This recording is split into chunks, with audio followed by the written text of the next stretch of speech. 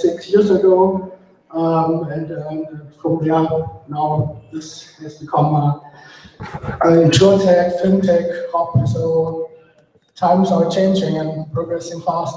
So without further ado, I want to give the word to Thorsten, who is also a long-time Bitcoin Munich member and friend, because he is by orders of magnitude more extroverted than myself. So thank you, Thorsten.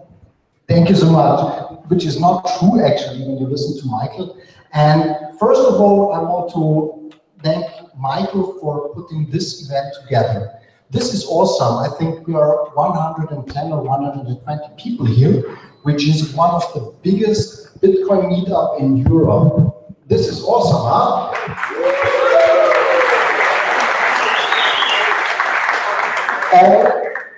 All this is possible because, yeah, we have rising Bitcoin prices, and we have today two really great guests. First of all, we have here Koenig, which I know already for a long time. He's author, he's entrepreneur, he's a filmmaker. He does films for Steam and other cryptocurrencies. And we have Vays here tonight. Vays, yeah. Vays. By the way, who of you have known our two guests before you came to this meetup, or you have? So, yeah, a lot of people know them before. Vays is, I introduced him already, right? We have talks of our guests after my introduction. Tom is a self-proclaimed Bitcoin maximalist. He was 10 years working on Wall Street for a company called JP Morgan Chase. Maybe you heard them lately. Oh, yeah. We have two things: we can applaud and we can say boo, right? So you can somehow influence how it's going here. Let me first talk about a little bit our community here. Michael started and said that 6 years ago there was a place here where everything started, and at that place there were miner, and the doors were open and the windows were open because the miner were so hot. And somehow a couple of months later, not at this location, but that was when I found out that here is a Bitcoin community. And starting from that point, Michael took it on and developed two event formats. Together we developed this event format. We have one event. This is the first Wednesday each month. This is called our Stammtisch, this good old Bavarian tradition. We gathered there at Wirtshaus Bavaria Park, and it's, yeah, as I said, regularly first Wednesday. The second format is this format right now. It's also over 4 weeks. You can get the information about what is happening on Meetup. And then we have a third format. It's not regularly. It's when something special happens. And what happened this year was we had again this Bitcoin day, where a couple of years ago some crazy guy bought a pizza for 10,000 Bitcoin. And we celebrated each year, and we met together at the center of Munich. And so you're invited to come to all 3 events. Our aim is to educate people more about Bitcoin in Munich. That's our aim. And we need your help, for sure. We need your help as somebody that gives us feedback, what you like, what you don't like, as somebody that has maybe contacts to some sort of sponsors, because everything costs money, as you know, the location cost, we need. And also we are looking out for new locations. We have locations like Werk 1. Werk 1, thank you so much for having us tonight. The other times we are at Weira in the center of Munich, and also we are with Deloitte, but maybe you know locations where our event can be hosted, or sponsors, or have ideas. So we are open for feedback, as you see. Real quick, some words to the timetable. As you know, from the website, we start with our guest Aaron, then Tone. Then we make a small break for networking, for drinks, and for our delicious pizza, which is in the bag where you can pay tonight. Small mentioning just for this experiment tonight. We have, because we are now more than before, and we have sponsors for some parts, but not for everything, so we have to charge tonight for the pizza, and we have to charge for the drinks, but it's we give it out at cost. Yeah, timetable. I talked about the pause. We make a small pause for networking, and after this we have then the great altcoin debate. Before we raffle out some stuff, we have here 3 treasures and T-shirts. Keep your questions for the debate, and we hope that you have lots of questions and lots of controversial questions. And finally, what I want to say is, why is this topic so important, and why so many people, I'm sure, come tonight to this event, this altcoin debate? It's somehow a little bit, I would say, controversial to name it altcoin, because if you say altcoin, I read Aaron's book the weekend, and Aaron wrote in his book, altcoin is the old word, nobody uses it anymore. Somehow he's right? But what we see from the perspective of being so long in the industry, from a Bitcoin perspective, we see new coins coming and new coins going. And somehow we also see that the part that Bitcoin makes is getting smaller and smaller. So tonight we want, my personal aim, and maybe also the aim for you, we want to explore the information more and learn more from Tone and from Aaron, and follow the question, what is it now? Is it that Bitcoin is losing and there are other coins and this coin will dominate in the future? Or is it that Bitcoin is the only thing that really matters and everything else is a scam?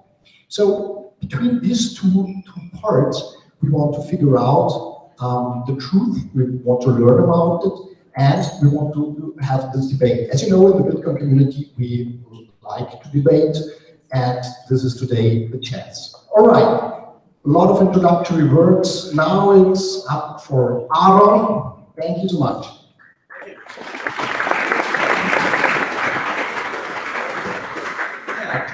Nice, good evening, everybody. Thanks for the invitation. Very happy to be here. Such a big crowd. We were at a conference, Tone and I, last week, and this is bigger than the conference. Quite impressive. So, my name is Aaron. I make films, most of them about Bitcoin, crypto, blockchain. I also, as a hobby, I write some books. I wrote a book about Bitcoin and Austrian Economics 2 years ago. I just published a new one, basically last week. It's pretty new, Crypto Coins. You can't buy it there behind for a special price tonight, and I sign you if you want it.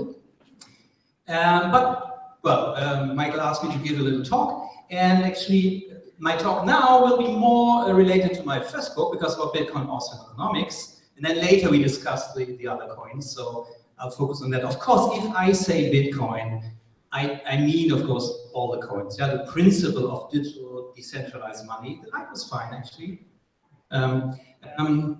And maybe, well, the Austrian economics, it's kind of popular in the Bitcoin space. There's a certain overlap, at least outside of Austria and Germany. I don't know how many people are familiar with Austrian economics here. I mean, I'm not an economist. I cannot teach it to you in detail. It's quite interesting that it's a relatively small fringe school. It has nearly been forgotten.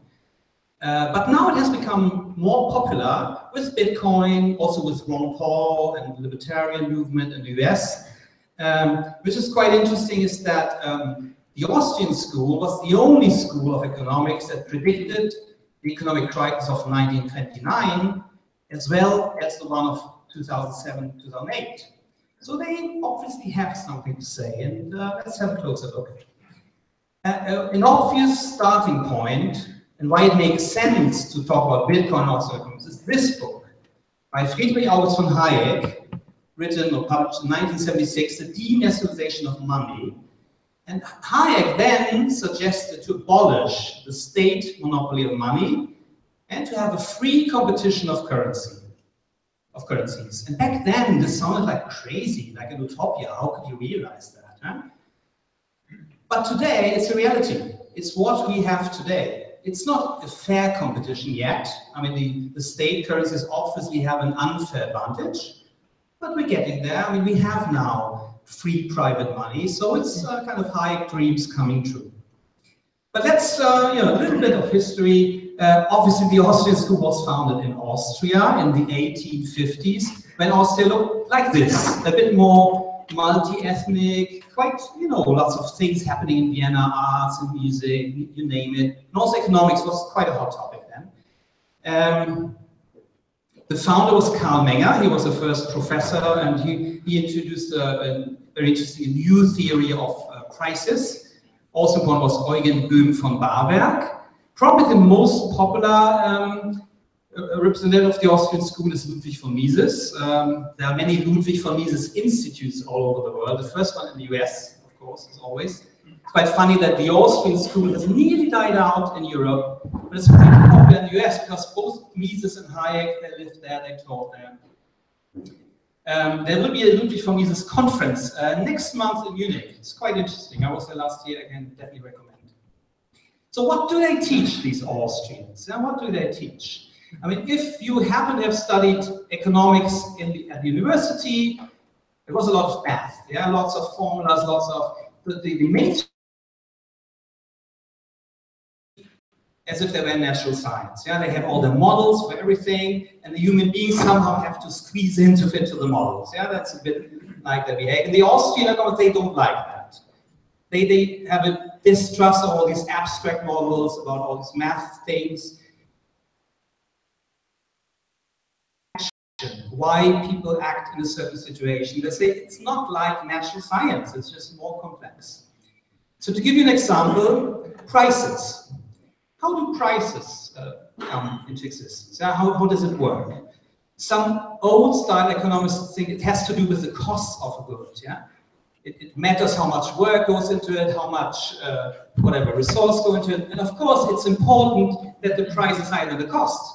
But actually, it can cost as much as you want to produce something. If nobody buys it, the price is zero. Because the price, that's what the Austrians teach. It's a completely subjective thing that only exists in the minds of human beings, and it's a societal product. For instance, mineral water, a very important product, especially if you give a talk, because in your mouth it gets dry. You want to have a little sip. So what would be a fair price for this bottle of water? What would you say? 50 cents, a euro, I don't know, 150. If you go to an airport, it's probably 3 euros. If you go to a disco, maybe it's 5. If you're in the middle of a desert, you would probably pay easily 100 euros for this bottle if it saves your life. If there's this guy on the camel and you have 1 day to reach the oasis, you either die or you get that bottle and you can reach the oasis and save your life. Of course you will pay 100 euros. So obviously in that particular situation, that bottle of water has a very high value for you, higher than 100 euros. The guy on the camel, he obviously has a whole bunch of bottles on this camel, otherwise he wouldn't even think of selling his last bottle to you. So there is no equal value, there is no balance in this situation. The seller thinks it has a higher value, the money has a higher value, the buyer thinks the product has a higher value. And this is so individual. Of course, this was an extreme situation. But as you see, in a supermarket, you're ready to pay a different price than in a disco or in a whatever, hotel or something. I mean, there are different prices. It depends on several circumstances. What does it mean? There is no such thing as a fair price. There is no such thing as a price that can be fixed by the government. Whenever a government or any institution tries to say, all these bottles have to be 1 euro, what will happen? People will probably die in the desert, yeah? Or, no, realistically not, there will be a black market, yeah? Regardless of the official price, there will always be a black market. And that means the bottle will be 200, 300 euros because there's a higher risk. As you see with drugs, yeah? Drugs are very expensive because there's a high risk to it. So the only ones who benefit from that ban on drugs, not that I do drugs, yeah, but from an economic standpoint, it makes no sense to make them illegal. It's just the only people who benefit from it are the drug mafia, because there will be a market anyway, the market will be then black, there's a higher risk. Yeah, people have to bribe the police, whatever, they have to buy guns, that drives up the cost. So it makes no sense if the government intervenes with the price. Karl Menger came up with this theory. He coined the term marginal utility, Grenznutzen in German, and that's the benefit that you have from one additional unit of a product. This can be defined somewhat. For instance, this last bottle, this first bottle in the desert has a very high marginal utility. The next one would be much lower, yeah, because if you already quenched your thirst, you wouldn't pay another 100 euros for the second one. So that's the Grenznutzen, the marginal utility. It's a very important thing. And also, of course, can be applied to other things. This is copper, looks nice, huh? So the price has a very, very important function in economics. Sometimes you're not aware of it. If copper becomes rare for whatever reason, in a free market economy, yeah, obviously the price will go up. And that means people will try to save, they will try to economize, they will try to use less copper, or they may even innovate, invent something new, fiber optics, yeah, to replace copper cables. So the price has a super important function in the economy, because nobody needs to know that copper is scarce, why copper is scarce, what are the production capacities. Nobody cares. They just see price goes up, okay, I try to save. This is super crucial for the economy. And wherever this doesn't work, as you for instance saw in East Germany, Communist Germany, their bread was subsidized. So the farmers, they started to feed their animals with bread, which of course economically makes no sense. It's really a waste of precious resources because it was so cheap. It was cheaper than the usual stuff you would feed to your animals. So there's a lot of waste, there's a lot of distortion. Whenever the government intervenes in the economy, there's an economic reason why this doesn't work. Ludwig von Mises proved already in the 20s that socialism can never work. History has proven him right over and over again in GDR, in Korea, in Venezuela. It's just not that the politicians are so stupid or weak. It's just that the economic laws are just make it impossible that socialism would ever work. Now, let's have a look at money. That's our topic for today. This is Böhm Bawerk. He's the famous Austrian economist. He was even on the shilling note before this funny scam coin was introduced. What's his name? Euro, I think. Then we still had Austrian economics on the Austrian money. Böhm von Bawerk came up with a new theory of interest. Interest is nothing else than the price of money that you give away to somebody. There are some economists who say that interest is a bad thing, or even some religions that think interest is a bad thing. Well, the Austrian says, no, it's not. It's completely natural, because we humans, we have a thing called time preference, Zeitpräferenz, as Böhm Bawerk said, which means if I have 100 euros now, which I can immediately spend, I appreciate that higher than 100 euros that I could eventually spend in a year. So if I lend Tone some money, I don't know if he gives it back to me, and I don't have it, I can't consume it. So of course, for Tone, I would give it for free because he's such a nice guy.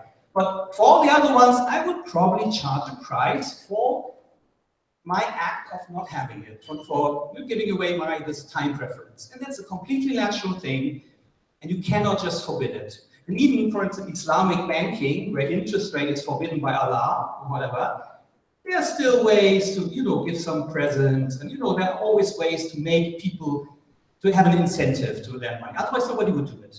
Just a token, nobody else. Just a good friends, yeah, friends and family, and then the economy wouldn't work. Now, interest in itself is not a problem. What is a problem is there is no free market for interest. Interest rates are fixed by a central institution, the central bank. This is the Austrian one, or the Fed, or Bundesbank, or EZB. they fix the interest rates. And they do so at an artificially low rate at the moment, yeah? Completely, I mean, zero, or even below zero, it's crazy. I mean, this doesn't make sense. It's a complete distortion of the whole monetary circle for a reason, yeah, there's a reason why people do that. And actually, the idea of a central bank, we take it for granted. It's relatively new. The Fed was introduced in 1913. Yeah, there were no central banks before. The reason for central banks is financing wars. Yeah, that's why central banks were invented. Actually, the central bank was a very important idea in the Communist Manifesto by Karl Marx. It's a central institution. It's like, you know, it's like the Ministry for Automobiles and GDR said how many Trabis should be produced. That didn't work so well, as we all know. Why should a centralist planning authority be responsible for the most important good in the economy, the blood of the economy, money? This is a communist idea. This is not free market economy. This is not capitalism. What some people who have compassion for the poor, and they always complain about that capitalism is so bad, actually it's a lack of capitalism, of true, it's a lack of free market. It's a central institution that has a monopoly. Monopolies are always bad. And if it's a monopoly by the government, who has all the guns and the army, it's even worse. No, it's correct. But we can discuss afterwards. It's completely correct. The monopoly, and we talk later, not now, okay? The monopoly of money leads to inflation. And this is not by accident. The government has an interest in inflation. They want inflation. It's a hidden tax. It's much easier to devalue it, to debase the money than to raise the taxes. So they always do it. Sometimes very brutally, as in the 20s in Germany, or right now in Venezuela. I lived in Brazil for a time when there was hyperinflation, 30%. That's very bad for poor people. The rich people, they can always get away with it. They can always speculate. Yeah? They have no problem. And the powerful, not at all. But even in a more subtle case, as the US dollar, there was not such a big inflation as in the 20s. But still, the dollar from 1913 has nearly no value today. Yeah? Even the subtle inflation of the dollar, you know, this 2–3% a year, it will eat up all your savings. It will make everything more expensive. And for instance, now we think that consumer goods are not that expensive, yeah, but because productivity goes up, yeah, lots of stuff is produced in China, and usually actually prices should go down. But if you look at house prices, if you look at stocks, everything where the abundance of money goes into, it drives up the prices, and this will not go into this inflation measured by the government. And this leads to a lot of injustice in society. There's a thing called the Cantillon effect, which means that if you are close to that artificial source of money, where money is just created out of thin air, then you have a big advantage over those who get the money later, because you get the money immediately when the price is already low, still low. You can buy with it. For instance, the bankers, you know, the people in the government, they get everything cheaper, but the pensioners, the workers, they get the money later. It trickles down to them, and the prices have already risen. So this divide that you might, you know, complain about, the 1% getting richer and the working people getting poorer, this has to do with the monetary system. Not very many people talk about that. Many people in the Bitcoin world, everybody knows it has something to do with Bitcoin. But look at politics, look at people, nobody will tell you. Henry Ford said, if people understood the monetary system, there would be a revolution tomorrow. Well, there is a revolution today, fortunately. It's a nice revolution, yeah? It will not be so bloody. It's a kind of revolution. I mean, Buckminster Fuller was quoted like something like that. If you want to change the system, don't fight against it. Build a better one. Build a better one that's so much better that everybody will use it, whether they're aware of it or not. And that's what we do right now with Bitcoin. Let's have a look at Austrian economics again. It's not that all the Austrian economists are Bitcoin freaks, yeah? Some are, but the more popular thing is gold, because gold has been free market money for more than 5,000 years. It arose in the market. Of course, the powerful ones always want to control it, mint it, you know, coin it, But of course, you cannot just create gold out of thin air. There's a lot of work to do it. So all the time when there was a gold standard, it wasn't that bad. Yeah, I mean, of course, there was a fractional reserve system, so the banks could give out more of these paper bills than they had gold in the world, but it wasn't as free or as completely crazy as now. Since 1971, only 71, yeah, very short time, there's no gold standard at all. Before there was kind of a medium gold standard, when the dollar was backed by gold and all the other currencies were somehow pegged to the dollars. But because of the Vietnam War was so expensive, Richard Nixon couldn't afford to do that anymore. So he said, no, we will no longer, although there was an international treaty, he was obliged to do it, but he said, no, we won't do it anymore. So since 1971, there's no more gold backing of the dollar. Since then, we have much more debt going up. So many Austrians say we should reintroduce the gold standard. We should have a currency that's 100% backed by gold. Which is a nice idea, but I doubt that the government will ever reintroduce the gold standards again. I don't think this will ever happen because it's just too powerful. I mean, the gold standard was abolished in 1914 because otherwise the First World War would have been over after a few weeks because everybody would have run out of gold. But they had to abolish the gold standard to print more money, and then we had all the shitty inflation, all that. But going back to this, very difficult. So Hayek had a different idea. That Hayek, not the other one. Free competition. So let the governments play, let the governments print their silly monopoly money, let them do it, but there be a fair competition. Companies issuing money, decentralized networks. I mean, I don't think he thought about the blockchain then, yeah? But a free competition, that is his suggestion, and he would say, then in the long run, the better money would win. And usually in a fair competition, better ones win, right? That happens. What's quite interesting, although it's not about reintroducing the gold standard, but I'm pretty sure, of course I don't know, but I'm pretty sure that Satoshi has read the books of Hayek and Mises and all the other Austrians, because he designed Bitcoin to be very, very similar to gold. All these qualities that make gold good money, that it's scarce, fungible, divisible, durable, all these qualities that euros don't have. That's why euro is not good money. Gold and silver have it. Bitcoin has it too. Bitcoin is scarce. If Satoshi, for instance, more like in the Milton Friedman, Austrian School, he would probably have a more flexible amount of money. But Satoshi said, no, 21 million, that's the fixed amount. It's like gold on this planet. There will never be more than that. And that's quite interesting that it's so similar. And it looks different, of course. Yeah, gold is a bit more beautiful, it's shiny. You can have it as earrings and everything. But the qualities are exactly the same. And on top of that, of course, Bitcoin is much more internet compatible. You can send Bitcoin around the world in no time. Yeah, it's a bit too expensive now, but okay. The idea is that it's like an email, very cheap. You cannot do that with gold, obviously. And you can easily seize gold. When gold was forbidden in 1933 by Roosevelt. Yeah, so it can easily happen again. You could theoretically ban Bitcoin, but we all know it's just not possible. Yeah, it's not possible to ban Bitcoin.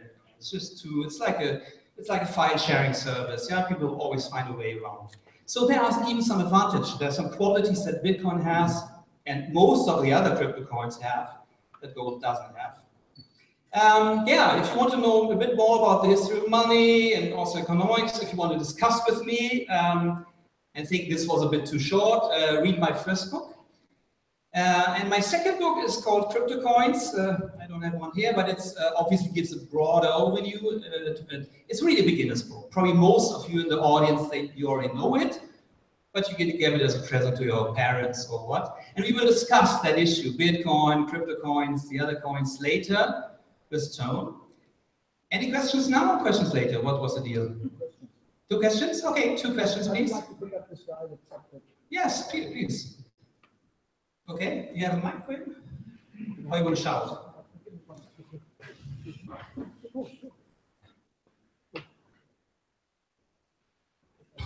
Hello? Who wanted to raise a question?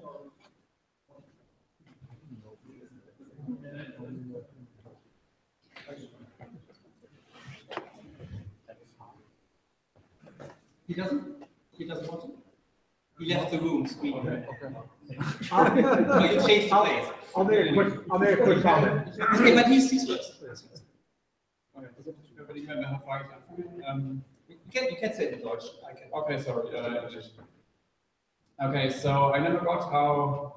I think you're basically proposing to have a deflationary system because you were arguing against inflation, and Bitcoin is a deflationary system. That's not true. It's not true? Unfortunately, the terms are used in the wrong way. Okay. People use inflation when they mean that prices go up. Inflation means inflation Okay. of the monetary market. So I don't Deflation know means it goes down. Okay, so what by deflation I mean is like the price index going down. So okay.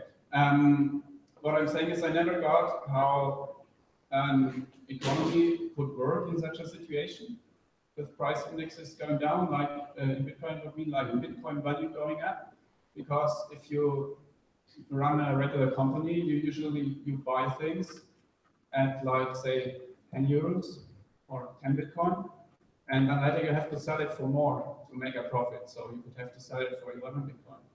But now if Bitcoin prices have risen, it's the products you make, they're just not worth 11 Bitcoin anymore. So you might only be able to sell it for 9 Bitcoin. Still, the 9 Bitcoin now is worth more than the 10 Bitcoin you spent before, but that doesn't help you at all if you run a company, because now you basically made losses in your company. It would have been better off if you just kept your 10 Bitcoin, and because now you have 9 because you run a company. So I really don't get how a system like that could ever work with economy and company. Maybe the accounting is a little bit more difficult, but I mean, I run a company. I can answer that. I run a company. We make Bitcoins. We pay our people in Bitcoins. And it could happen that, and usually the one thing is we do not fix the price of Bitcoin. Yeah, that's too volatile. We say $1,000, and then we define a day price or whatever. So it could happen that I get the $1,000, in Bitcoin, and the Bitcoin goes up, and I pay whatever my animator 500, let's say, but then these $500 are much less in Bitcoin, so I even make an additional profit. This could happen, and I'm happy about that. It could go the other way around, that the Bitcoin price goes down, and I lose a bit of money. It's a bit more risky, which is exactly the same when you do business with foreign countries. Yeah? The same thing can happen. The pound can go up and down, the dollar can go up and down. There's always a forex risk, and this always also happens in Bitcoin. But actually, most of the time, I was quite happy. I was very happy of the Bitcoin going up. Yeah, I love it. Of course, I suffer from every Bitcoin I spend. Yeah, of course, I would prefer to keep it, but on the other, I prefer to eat. Yeah. So, and if I earn Bitcoin, and of course I have to eat, and I spend it. Basically saying you have to decouple how you set your prices, because you set your prices in dollars, for example, from the actual means of payment. You should, like in a regular money system, this is coupled, right? You would say it costs €1, and then you pay €1. But when you say on decoupled this, you say I pay you €1, but you actually pay Bitcoin. Well, it's exactly the same. What happens, for instance, when I lived in Brazil, and you wanted to pay an apartment or something, then you would always set the price in dollars, because the price of Cruzeiros would always go up and up and up. So this, you cannot handle this. Okay, so which is one will never work by itself. It always needs something like $1, so you can set prices. Maybe gold, because the dollar will go down. I mean, probably the Bitcoin will be $1 million, but the question is, what will the dollar be? Will we be able to buy a piece of butter with it? I mean, the dollar price is not a stable thing. I think Bitcoin should always be measured in ounces of gold. I think that's a true measurement. Because gold is stable. The purchasing power of gold has been relatively stable over the last 5,000 years. Little volatility, but not much. Not true. Compared to dollars, it's in the last 10 years you have like 10 times price in the gold price. Yeah, okay, but if you look at like over a few thousand years, okay, maybe it's not the perfect solution, but it's better than dollars, right? Sure, the dollar will go down. Well, in the last 10 years, the price of gold is barely up 3 times. But anyway, just a quick comment on your slide when you were comparing Bitcoin and gold. Yeah. They both had a check mark for portability. Yeah. I think that I don't think gold is anywhere near as portable. First of all, because of metal detectors, and second, in the digital age, who would want to carry coins? So I think there has to be a giant distinction there over how portable gold is these days, especially comparing to Bitcoin. For many centuries, gold was portable, and people did use gold coins. It's much more practical than, for instance, cow. Yeah. Of course, Bitcoin's better, no doubt about that. Yeah, but it's always like a little gray area, of course. Thank you so much, Aaron Koenig, for educating us on Austrian That's Economics disgusting. tonight.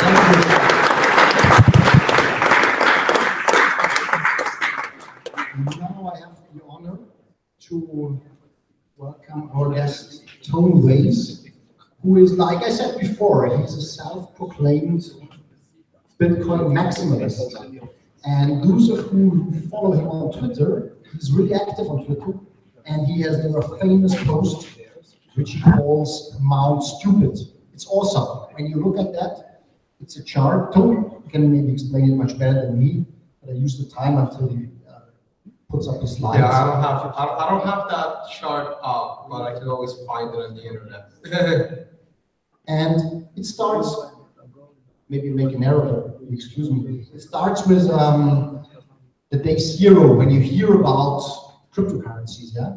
And then it starts with telling all my friends and being really proud of understanding cryptocurrencies. It goes on with mining, and then it rises in the Mount Stupidity.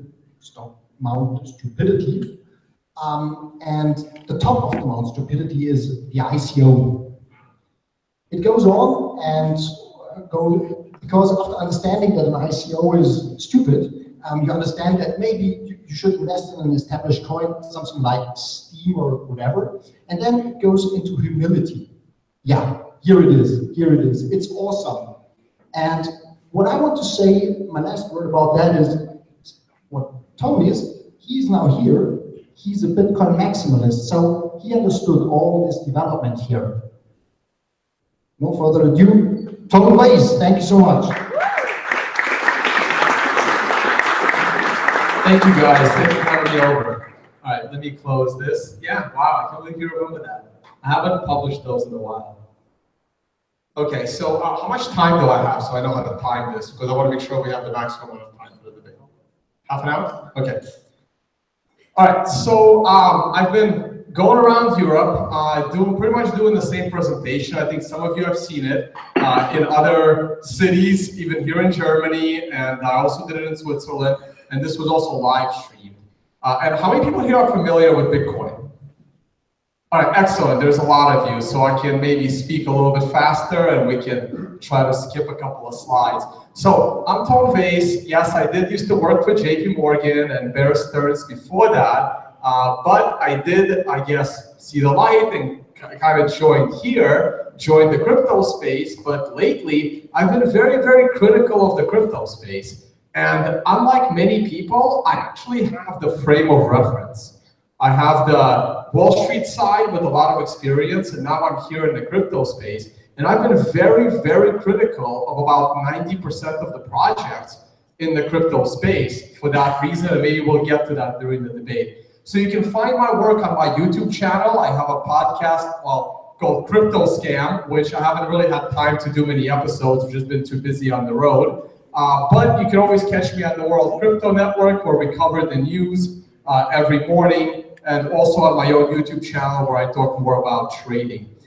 I just want to quickly talk to you guys about the history of Bitcoin. I'm not sure if the slides are going to come through on the live stream, but there are other live streams for it. And so this, what you see behind you is the entire price of Bitcoin, and I will slightly focus this presentation on why is Bitcoin different than all the other altcoins as well? But I always like starting these presentations, not when Bitcoin began, but kind of when the internet began. And when the internet started, there was a pretty famous economist, a Nobel Prize-winning economist, that had something very interesting to say. And he did not think that it would amount to all that much. And in a magazine interview, he actually said that by 2005, the impact of the internet will be no greater than a fax machine. And he then did try to back away from those comments. It didn't really work very well for him. That was Paul Krugman in 1998.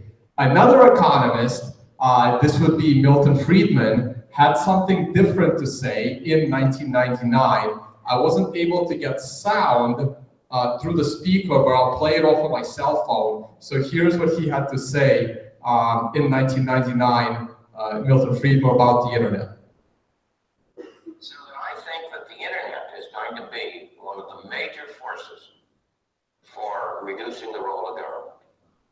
One thing that's missing, but that will soon be developed, is a reliable e-cash, a method whereby on the internet you can transfer funds from A to B without A knowing B or B knowing A. The way in which I can take a $20 bill and hand it over to you, and there's no record of where it came from.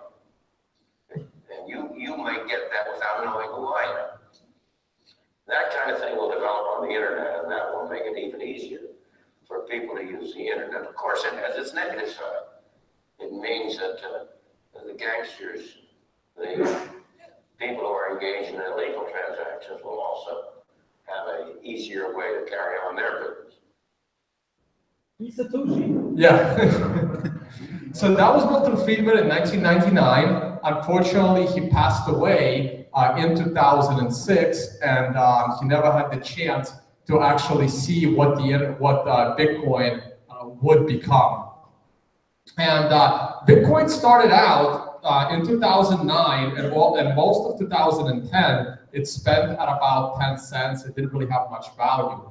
But sometime around the end of 2010, we had the first glimpse of what Bitcoin can actually be, when a developer named Amir Taki suggested that WikiLeaks needs to accept Bitcoin for donations because WikiLeaks was starting to run out of money, and since they were cut off from Visa, MasterCard, and PayPal, and they had no way to keep the lights on and keep their servers running. Satoshi came out and actually said that WikiLeaks shouldn't do that. Bitcoin was too young, it wasn't able to handle the volume, and also he didn't want that kind of attention for such a young technology. WikiLeaks, of course, initially listened, so they didn't adopt it in the beginning, but then going into 2011, in the middle of 2011, Bitcoin started to really rise from $1 to $30. And what helped set off the greatest bubble we had was a senator out of New York by the name of Chuck Schumer, when he went on TV for about 3 minutes, and then on that computer monitor is the Silk Road website.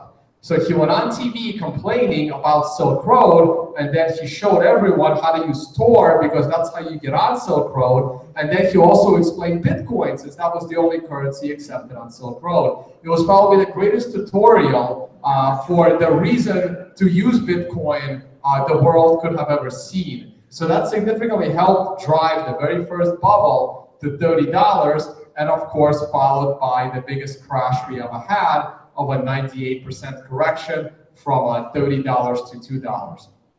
2012 was fairly stable. The big highlight in 2012 was China, and so the Chinese exchanges came online. It's interesting how now they're coming offline, and also Bitcoin was featured on the Chinese national TV, CCTV, watched by over 500 million Chinese, which is bigger than the population of the entire United States. Not really sure how it compares to the population of all of Europe. But 2013 was an interesting year. In hindsight, we know that the exchange Mt. Gox, the first exchange, was running Willibot that helped drive the price of Bitcoin higher. I still don't understand why they were doing that, because Mt. Gox was running a fractional reserve. They were hacked in 2011 for a lot of their Bitcoin, and in addition, leaked emails showed that Mark Karpeles bought the exchange with 80,000 Bitcoin already missing. And those emails are recommending him, oh, you can just mine it, or maybe you can just buy it. It's not a lot. It's only $64,000 worth of Bitcoin. But within 3 months, it was like $20 million worth of Bitcoin, because the price had gone up in that bubble to $30. So that was an interesting development. Now, the most interesting development of 2013, in my opinion, was the Cyprus events right here in Europe. When the Cyprus bank shut down and there was a bank holiday on Monday, the initial intention was to confiscate about 4.75% from every account, but if you had over 100,000 euros, they would have confiscated 10%. What ended up happening was they confiscated 47.5% from all accounts above 100,000 euros. So that was basically a 50% tax on everybody's money. This was the event that actually got me off of my chair and run out and try to buy some Bitcoin. I heard about Bitcoin back in 2011 during the WikiLeaks situation, but this was the Cyprus event where back then I was really following Ron Paul and getting into the whole libertarian side of politics. And that's when I said, whoa, like I don't want to lose all my money in my bank account. What is there to protect me? And this is when I ran out and started looking for Bitcoin. So that incident greatly helped drive the price of Bitcoin up to $250. And that's the bubble I was buying Bitcoin on, you know, the professional trader that I am. And then I watched my Bitcoin position fall 75% in value down to about 55 bucks. But I held on to that Bitcoin. I mean, I lost half of it later on with stupid adventures, but I kind of knew what I was doing. So I held on to it for political reasons, obviously. Because Bitcoin has this property. It's the first unconfiscatable asset a person has ever owned, probably in the history of this planet. Never before had you possessed something valuable that someone else with a bigger gun didn't have the ability to take away from you. But Bitcoin is able to provide this property. And I actually utilize this property. When I'm in America, as I'm heading to the airport, I actually delete my Bitcoin wallet off of my phone. So my Bitcoin is actually missing. Then when I arrive, I recreate that Bitcoin with a password that's in my head and only in my head. So there is absolutely nothing in my phone that connects me to any value, okay? And so a couple of other interesting things happened in 2013. Do you guys see this spike down to $85 from 120 to 85 on October 1st? Anyone remembers what happened that day? October 1st, 2013. Not a hack. Silk Road, right. So that was the day Silk Road got shut down. It was really funny for me personally. I've actually never used, you guys don't have to believe me, but I've actually never used those sites. Not exactly my recreational activity. I'm all for it if you want to, but just wasn't something that I was doing. But all my coworkers knew I was the crazy Bitcoin guy at the office, and there's like a lot of PhDs, again, Wall Street, a lot of smart people there. There actually are a lot of smart people there. And one of the guys, first thing in the morning, comes to my desk and just starts laughing. Haha, so Silk Road hasn't gone down. What are you gonna do with your Bitcoins now?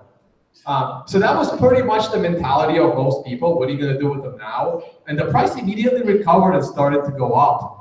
So during that time, the US exchanges were being shut down, just like the Chinese exchanges are being shut down now. The Japanese exchange is about to go out of business at the end of the year. Of course, no one knows that at the time.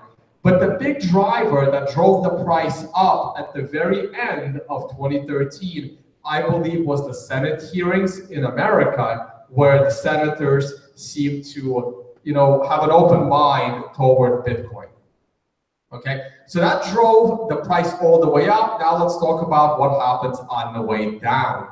So when things hit a bubble, things tend to fall in typical bubble fashion, right? And you have this initial drop, and then you have that secondary top, and then you have the lower drop. And the question I always like to ask is, well, where is Bitcoin on this chart? And so far, in the 2 years that I've been giving this question, the most logical answer always seems to be, well, it's over here on the left. You haven't really gotten to this point yet. okay? Because Bitcoin still continues to go up and up and up in price. One of the reasons, of course, is the limited supply, and the other reason is it has features that nothing else has.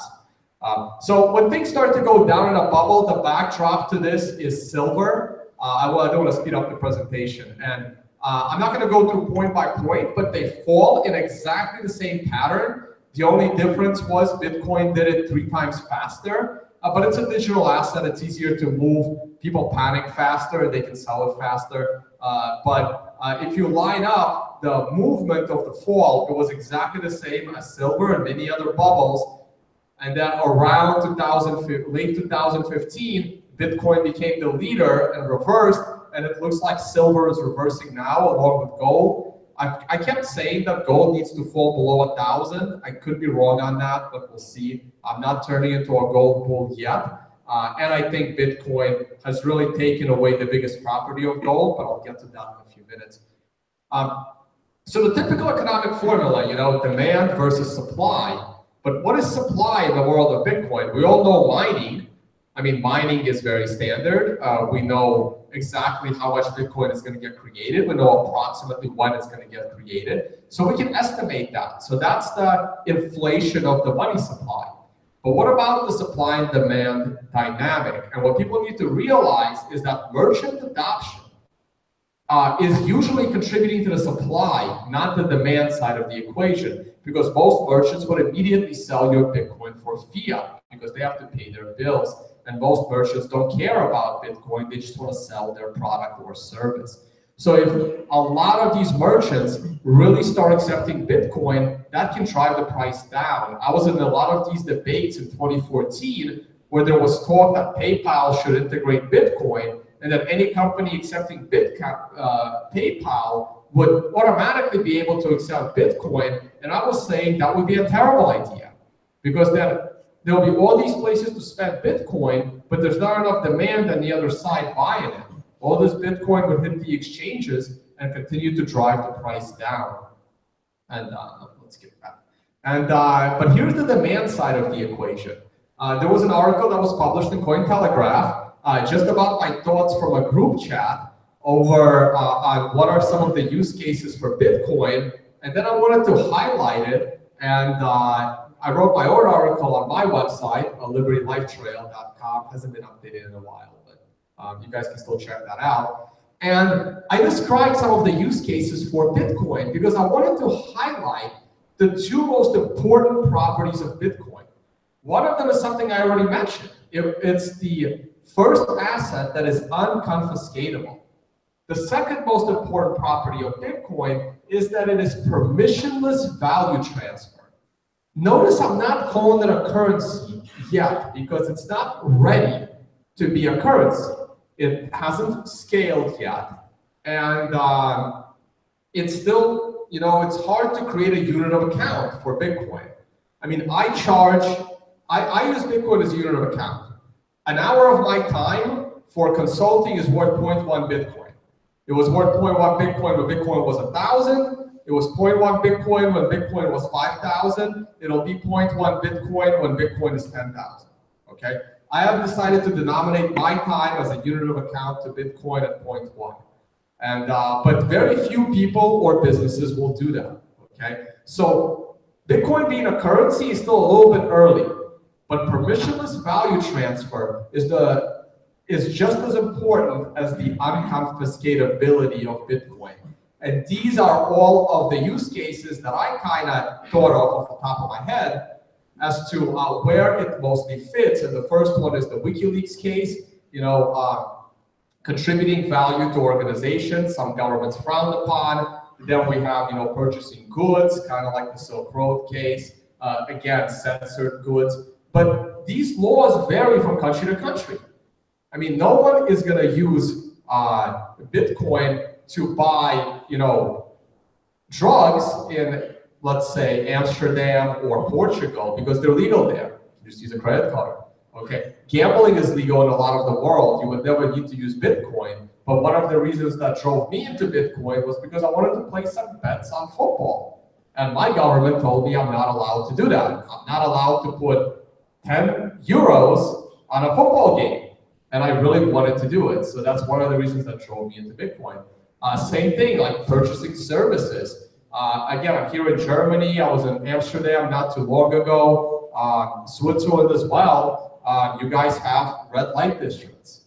Other countries don't, right? So some services require permissionless value transfer and others don't. So a lot of these things are, debatable from a moral perspective and a legal perspective. Even hiding assets from the government. Again, if you're living in a jurisdiction where taxes are very minimal, you don't care. Bitcoin use case doesn't exist for that. I'm an American citizen. If I decide to move to Puerto Rico and live in Puerto Rico, I legally pay no taxes. So why would I use Bitcoin to protect my money from the government? I wouldn't need to. It's not necessary. But the last one applies everywhere, which is what I want to focus on. Transferring value cross-border. And this was the property that gold took care of for thousands of years. But because of the metal detector, that has now become a problem. And the world needs an asset that people can use to transfer value cross-border. So I'm going to go through this part a little bit quicker. And when I first gave this presentation, it was in the summer of 2015. And I specifically talked about the upcoming problems in the Greek banks. And then they shut down 6 months later. Ever since then, I was talking about the problems of the Italian banks, and they avoided disaster twice. Not exactly sure how they managed to do that. I expected major bank fallout in Italy. It didn't actually happen. But if Italy gets somehow skipped, Spain and Portugal aren't too far behind, and neither is France.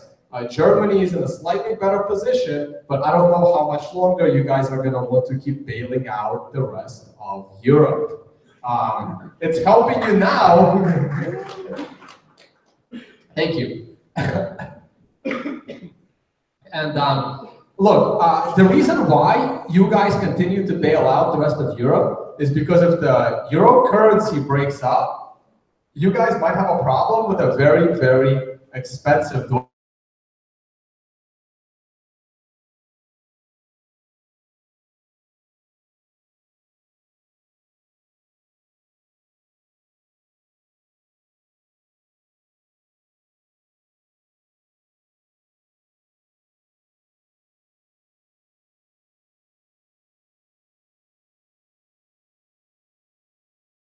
But it's not like the US dollar, that when the US dollar joined, when they joined the States and they created the US dollar, that was the model that the Eurozone followed.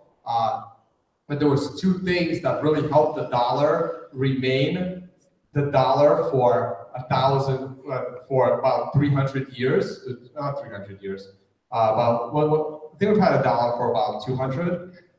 One of the main things that helped it was the fact that they consolidated all the debts of all the states into one federal debt, and the common language. English as a common language goes a long way. When you have a common currency and everyone's supposed to work together, but people don't speak their own language and they don't have a single culture, it becomes a bit of a problem. And I don't know if you guys are noticing that, and I'm looking from the outside in, but these are the kinds of things that will have problems in the currency in the near future. So when laws start to get out of control, when taxes get too high, when there is economic turmoil, like if the euro is to break up, people will just move. And here are some examples of what causes people to move is taxes. Like some states in America are putting in taxes to leave. America itself has an exit tax if you give up your passport. I'm sure some countries in Europe have the same. I remember the day when Airbnb instituted taxes. I was very, very pissed because I started using Airbnb exclusively ever since they pretty much came out versus hotels. It was much cheaper, it was much better. And then all of a sudden I go to book an Airbnb and all these taxes showed up and I'm like, oh my God, it's not even that much cheaper than a hotel room anymore. And as I was doing that, there was a whole new terms and conditions I had to sign. How many of you read the terms and conditions when they pop up? Nobody? Oh, I got a couple. Okay. Do you guys have time to come to a meetup? So in that Airbnb case, and this was 2015, by the way, So I came across the term and conditions, and I'm like, wow, that scroll bar looks a little too small. So I copied all of the contents. I have a Windows machine, so it's Control A, Control C, and Control V, and I pasted it into Microsoft Word, and that's what came back. 55 pages and 33,000 words, and that was in 2015. I'm sure it's a lot bigger document by now. And it's kind of crazy, and I wanted to compare it to some of the other, important documents. I know I'm a little US-centric, but the US Declaration of Independence only had 1,300 words. The US Constitution, with all of its 27 amendments, we still kind of sort of follow it. That was only 7,800 words. People on the internet are trying to debunk the EU regulation on the sale of cabbage being 27,000 words. I really hope that's true. I really do.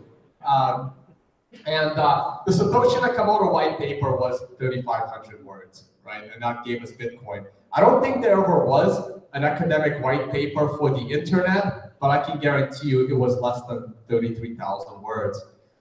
The worst part is the laws. When laws get passed, you heard of, well, politicians are passing a law, they don't even know what they're passing. This is the reason. So this is one of the laws and legislations that passed in the US. It was 33,000 pages when printed out. Anyone that hasn't seen this presentation want to take a guess what law this is passed a few years ago in America? Obamacare, yes.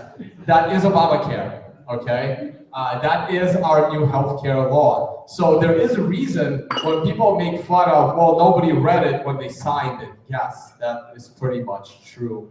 Other laws showed up. I mean, we're all Bitcoiners. You remember the bit license that came out of New York that was kind of crazy? And it was really, really restrictive on Bitcoin. So how do you get around some of these laws? Well, here's Volturo. They have an office here in Germany. I believe it's in Berlin. And they put a little disclaimer. Here's a very quick terms and conditions. I confirm that I am not a resident of Iran, Syria, North Korea, or the state of New York. In order to convert your Bitcoin to gold and vice versa. And so the big topic today is elimination of cash. And there was a great study published by the Harvard Business Review, and they identified the main reasons why cash needs to be eliminated. So the three reasons, and I talked about these reasons before I ran across this study, but the study was great. So the three reasons are, first of all, without cash, the government can set any monetary policy that they like, specifically negative interest rates. Switzerland instituted it first. The bank charges you money to keep your money at the bank as they lend your money out. I mean, that's how crazy it is. And Germany, you guys tried to do the same, I think, for a little bit. I'm not sure if it was successful or not. This is slightly, I see people use cash here all the time, so it's really hard to institute that here. People still like to use cash. But without cash, there's nothing you can do. You can't withdraw from the system. They can charge you as much as they like to keep your money at the bank in order to make you spend the money. Governments don't like it when people hodl money. They want you spending money. They don't want you saving. They want you spending. So they can charge you for saving money. But they can't do that if there's cash. You can go to the bank and you can take out the money. So they want to prevent you from doing that. The other reason you want to eliminate cash if you're the government is to avoid the visual image and the reality of a run on the bank. What happened in Greece when a bank shut down, everyone lined up at those ATMs. The pictures in Greece from 2015 were identical to the pictures in the Great Depression. One was in color, one was in black and white. It's people lining up trying to withdraw their 20 euros a day allowance, okay? So that won't happen, right? There will be no bank run. There will be no people lining up. There's no cash to withdraw. There's no ATM machines. The biggest reason, of course, is because every government thinks we're all tax cheats, and that's why they haven't created this utopia for us. If only they had more time and more money. And in India, for example, this actually is a big deal. They estimate that because India is such a cash-based society and no one pays their taxes, that 30 to 45% of government revenue is missing due to tax evasion by using cash. And this is also why people like to use cash. And this is why the government wants to eliminate cash. They also compiled a graphic of which countries spend the most money maintaining a cash system. So the blue is it's very cheap for Canada and Argentina to keep the cash system going. The government isn't really policing it that much. It's like counterfeit and stock in ATMs. But in Europe, as you can see, they're all red. So it's very expensive to maintain a cash system. So countries in red would benefit the most from the elimination of cash, from the government perspective, of course, the people, not so much. And here you can see that Germany, Belgium, and France are in best position. They are best technologically capable of eliminating cash, and because they're all the way on the right, they benefit the most. India is furthest to the right. India would benefit the most from the elimination of cash, but because they're all the way down, they're not technologically equipped to eliminate it. But yet they're the ones that are trying. All right, so there are all these restrictions on cash. This is in France, where if you're gonna do a purchase with 1,000 euros, you now have to identify yourself, provide ID. So you have to KYC on any 1,000 euro purchases. If you're a foreigner, you have a little bit of leeway. An example from the US, it says it right here, black and white, in the state of Louisiana. A second-hand dealer should not enter into any cash transaction in payment for the purchase of junk or used or second-hand property. So basically, they tried to pass a law that if you have, let's say, an old bicycle, you can't sell it for $20 in cash to someone else. You have to take a check, if you can still find one, and or a credit card somehow, or I'm not exactly sure how, or a bank-to-bank transfer or PayPal, something registered. This is my example of Germany. So this amendment not only aims to combating illicit traffic in cultural objects in Germany, but at limiting ways of funding terrorist organizations financed by illegal excavations at archaeological sites. Basically, they're saying that terrorists are now digging for like old coins at archaeological sites, and that's how they're financing it. So to stop it, if you are in Germany and you own anything of collectible value over 100 euros, you're supposed to register with the government so that they know that you own something valuable. I know, it's really, really interesting. I'm not sure how many people are actually following this, but this is a problem, and I don't see how like art and like, you know, collectible wine and coins, how those markets can remain in Germany. The reason, in reality, the reason why this happens is because like during World War I, during World War II, people would hide their valuables and then try to smuggle them, you know, out of the country if they were moving. Again, you pack your valuables and you leave. That was basically the idea. But if the government knows where your valuables are, that becomes very difficult. They can also tax you every year, right? Well, you have a $10,000 painting on your wall, you have to pay a tax on it like you pay a property tax. You can't exactly take your house and move it, so they can charge you property tax on it. They can charge you a tax on that painting every year as well at a certain percentage. How much time do I have? Oh, I should probably wrap this up. 5 minutes? So when that happens, this is a chart from Art Armstrong. He's an economist. I really like his website, probably one of the only blogs that I still try to read. And he talked about the population of Rome. What happens when the government check bounces? And this is something that affects most of the first world countries that have become a little more socialist, where a lot of people depend on a government paycheck. It happened in Rome, mostly soldiers. They had a huge percentage of their public sector was soldiers, and they kept promising pensions and medical care and all these promises that they couldn't deliver on. This is currently the problem. Again, in America, everyone says, oh my God, look at the national debt, it's 20 trillion. And I say, well, who cares? It's who's gonna come to America and attack us to collect on the money? The answer is no one. And that money was just printed anyway. the national debt is kind of irrelevant. The real problem in America, I'm not sure what the numbers are in Europe, 120 trillion of unfunded liabilities. These are the promises and the pensions and the medical care to all of the public employees, teachers, firemen, policemen, all of the God knows how many three-letter agencies that we have. Even like, again, medical staff. The whole government sector is like half of the economy. And they owe them $120 trillion in promises. And when that check bounces, it becomes a problem. And that's how a country kind of falls from within.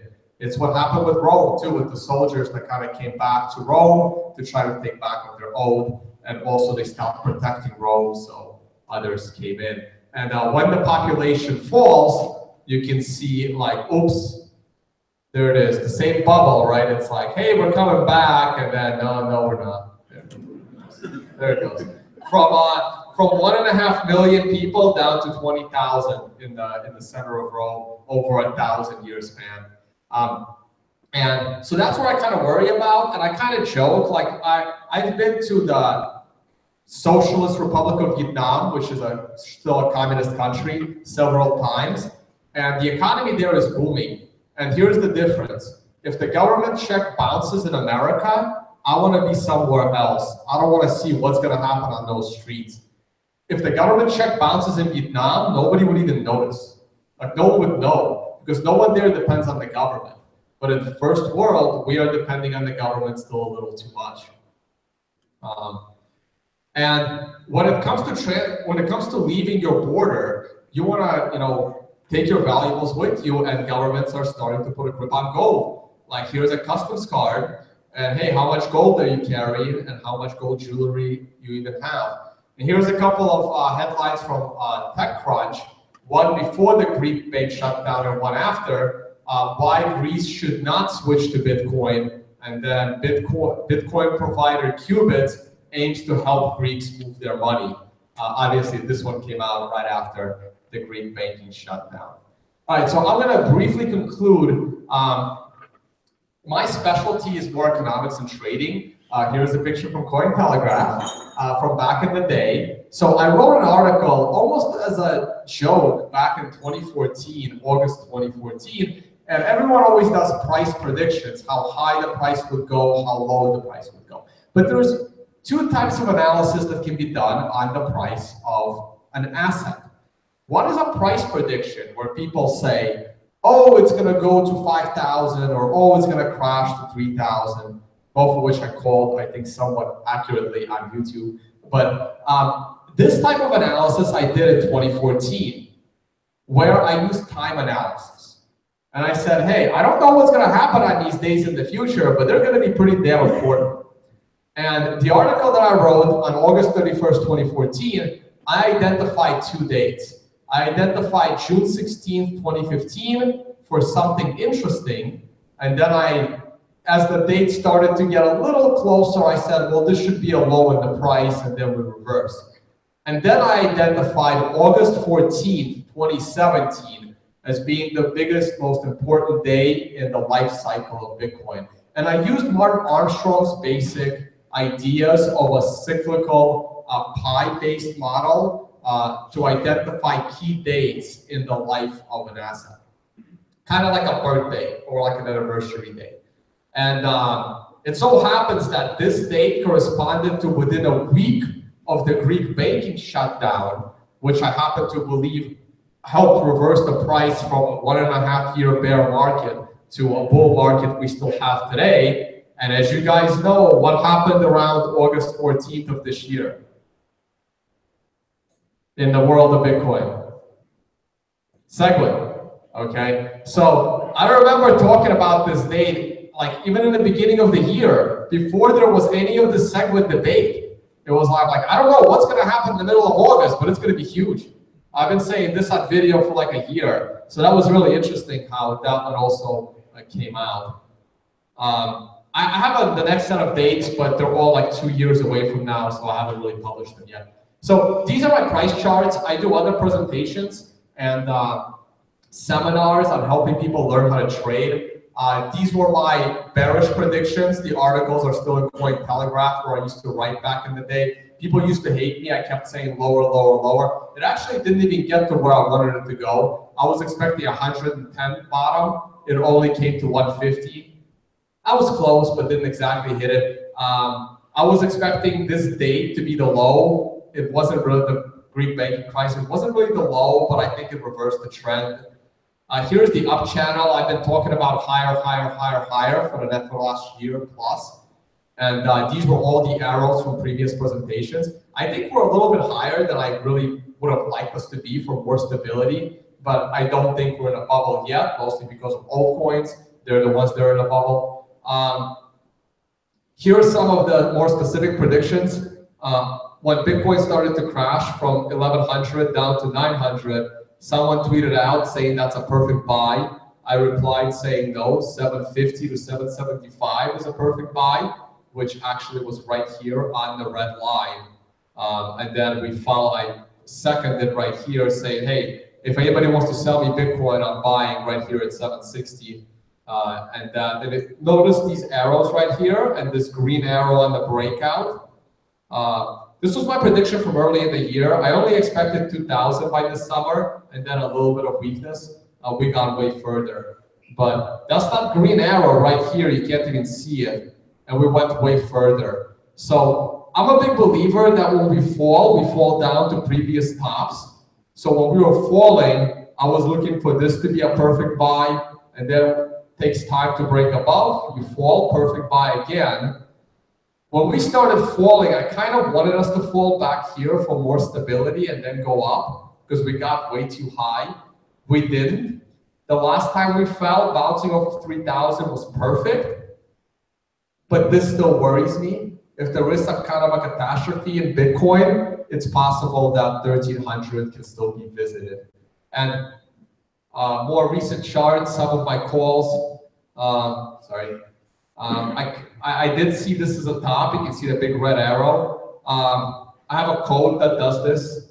It's an indicator. I didn't create it. So I didn't put these in hindsight. They show up on the day. And that gave me an indication to maybe there's going to be some weakness.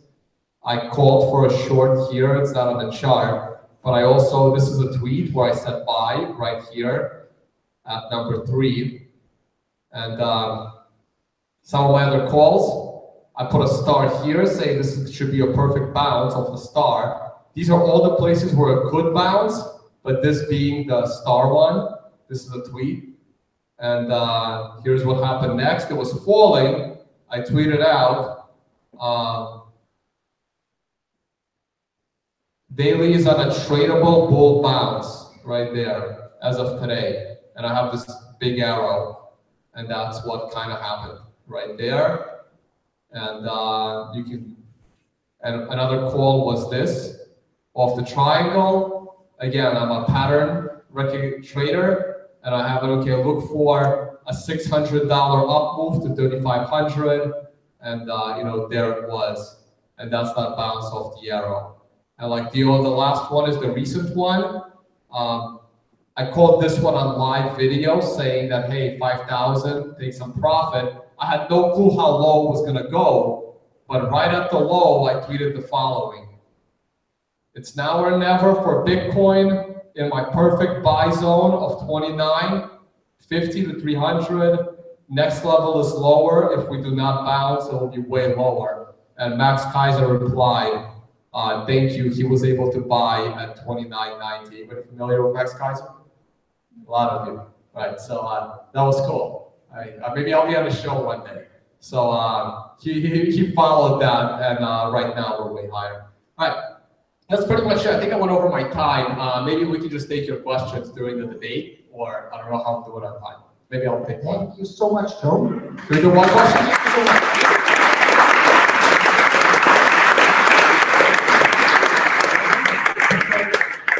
Questions, and the first person I saw was there, then this person. And the other questions we can follow up on later on our debate. Very simple one. Predictions for the ICOs and tokens, altcoins coming out, and price price evaluation? To me, every ICO that's coming out is a .com between 1997 and the year 2000. It's a fancy website with no developers and no product. That's how I view ICOs.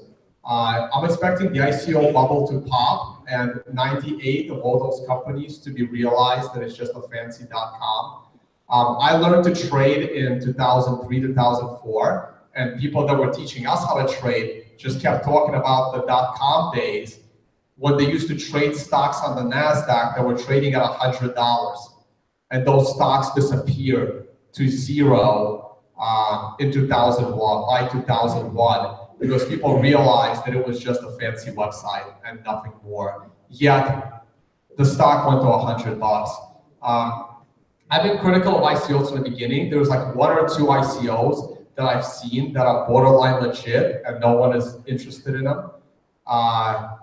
We will probably talk way more about that in the debate, but ICO, you're basically printing your own money or your own security, and somehow people think that if you combine the two, if I print money and security at the same time as one, it's okay. It's really not okay. I mean, I got into Bitcoin for the same reason as Aaron described. I didn't like the fact that the government had a free reign on printing money, and within a year of me getting into Bitcoin, everyone around me just wants to print their own money. And I don't understand how that is the solution to the government printing money. I mean, we can talk about this for a long time.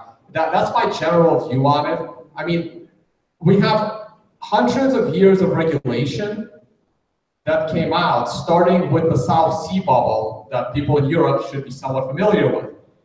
Through the Great Depression, through the .com, there's all this regulation that showed up on how you can get money for your company.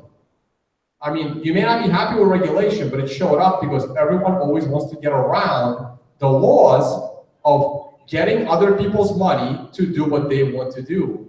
And just because you stick the word ICO on it, doesn't mean that 150 years of laws that were put in place to protect people from being scammed for their money automatically don't apply. I think regulations are going to come down hard. I'm expecting every country to just ban ICOs like China did. Or just go back to, okay, you can do your ICO, but you got to follow the same exact laws as an IPO. That's kind of my view on it. I'm not a fan of it. I think we have one more there. So I'm just curious on your, not on the technology side, but the economic side of the scaling thing. So SegWit versus Bitcoin Cash. I don't see it as a debate. I mean, it's secular. You have the reason why I think Bitcoin will be the one and only blockchain when it's all said and done is just like we have one internet. We only have one internet. We have companies that are utilizing the internet to its full potential, but we still only have one internet. Trust me, everyone tried to build their internets to be the greatest thing ever. The public internet succeeded. I'm expecting there to be one blockchain. You know, maybe Litecoin, maybe Monero will hang around as test nets, but their value versus Bitcoin will drift down over time, not up. And because they were fairly started, and at the end of the day, there are maybe 20 to 25 blockchain engineers that know what they're doing. And like 23 out of those 25 work with core. They're not in Blockstream. Blockstream only has a few of them, but they're at the core. And like Adam Smith said, you know, the value of your economic system and your country is directly proportional to the smart people in that country and how hard they work. It has nothing to do with your natural resources. Otherwise, Russia would have been, you know, the dominant country. Meanwhile, Japan, with almost no natural resources, had the second highest economy. So all the brain power I feel is at core. Bcash has no developers, maybe one who barely has any blockchain experience. And they're not a scaling solution. They're just having a bigger block. I can't see it. Nor can I see any other blockchain competing with Bitcoin. For that reason, that's where smart people are programmed. Okay. How about I don't see that happening either. Maybe the 2x part of SegWit2x had a chance if the big blockers of Bcash didn't break the agreement and fork 4 months ahead of time. If those two sides would have joined forces, there could have been, it could have been a lot worse come November, but that side jumped early. So what's going to happen now? First of all, if they fork the chain again, what happens to the Bcash people? Are they now going to jump from one to the other? That would show that all of those miners will just leave the hard fork chain. So if those miners come over to the 2x side, who's going to trust 2x? Those same miners will just leave 6 months later for a profit to fork again. If those miners don't leave to the 2x side, who's going to mine it? You're going to take more miners from Bitcoin right now? I don't see it. I don't see it happening at all, and it makes no sense. Thank you so much for your questions, and thank you so much for your interesting answers. Well, we'll have more questions. We're going to do them.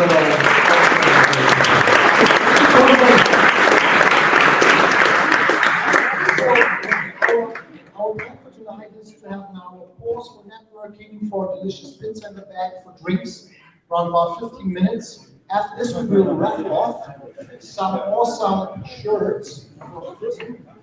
Just have a look. Like this. And we also will wrap off 3 dressers. And then for sure the debate and a lot of place for other questions. So see you again in 15 minutes here. Thank you. Hey guys, can I introduce you to the lovely Maria Jones from Cointelegraph? You can say a few words. Hi. So, can I say? I'm running Cointelegraph.com. You know what I'm right?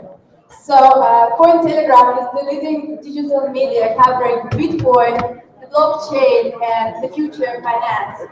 So, feel free to add me on Facebook. And what I would like here to say is that you guys ask too many questions, and it's really, it's not so important. And what is really, Bitcoin is very cool, but really interesting is the technology which is behind, right? And it's called the blockchain. And I know in person the key players of the industry, we in touch with the government, different countries. And believe me or not, the blockchain will change the world. And don't care too much about the exchange rate, all right? And follow Cointelegraph.com for the very latest news on in the crypto scene. Thank you so much. Thank you so much for this info, and also a message to Cointelegraph. We are also open for sponsorship here at our event.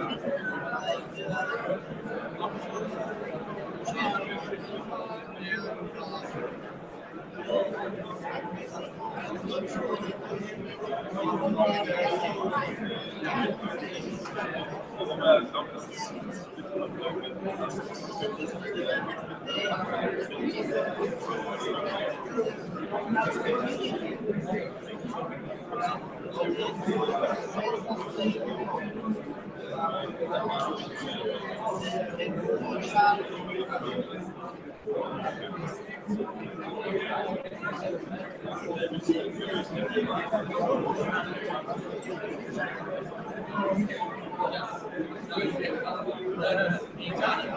think that when the altcoin market works, it will try to get Bitcoin fall crazy valuation, and then Bitcoin will.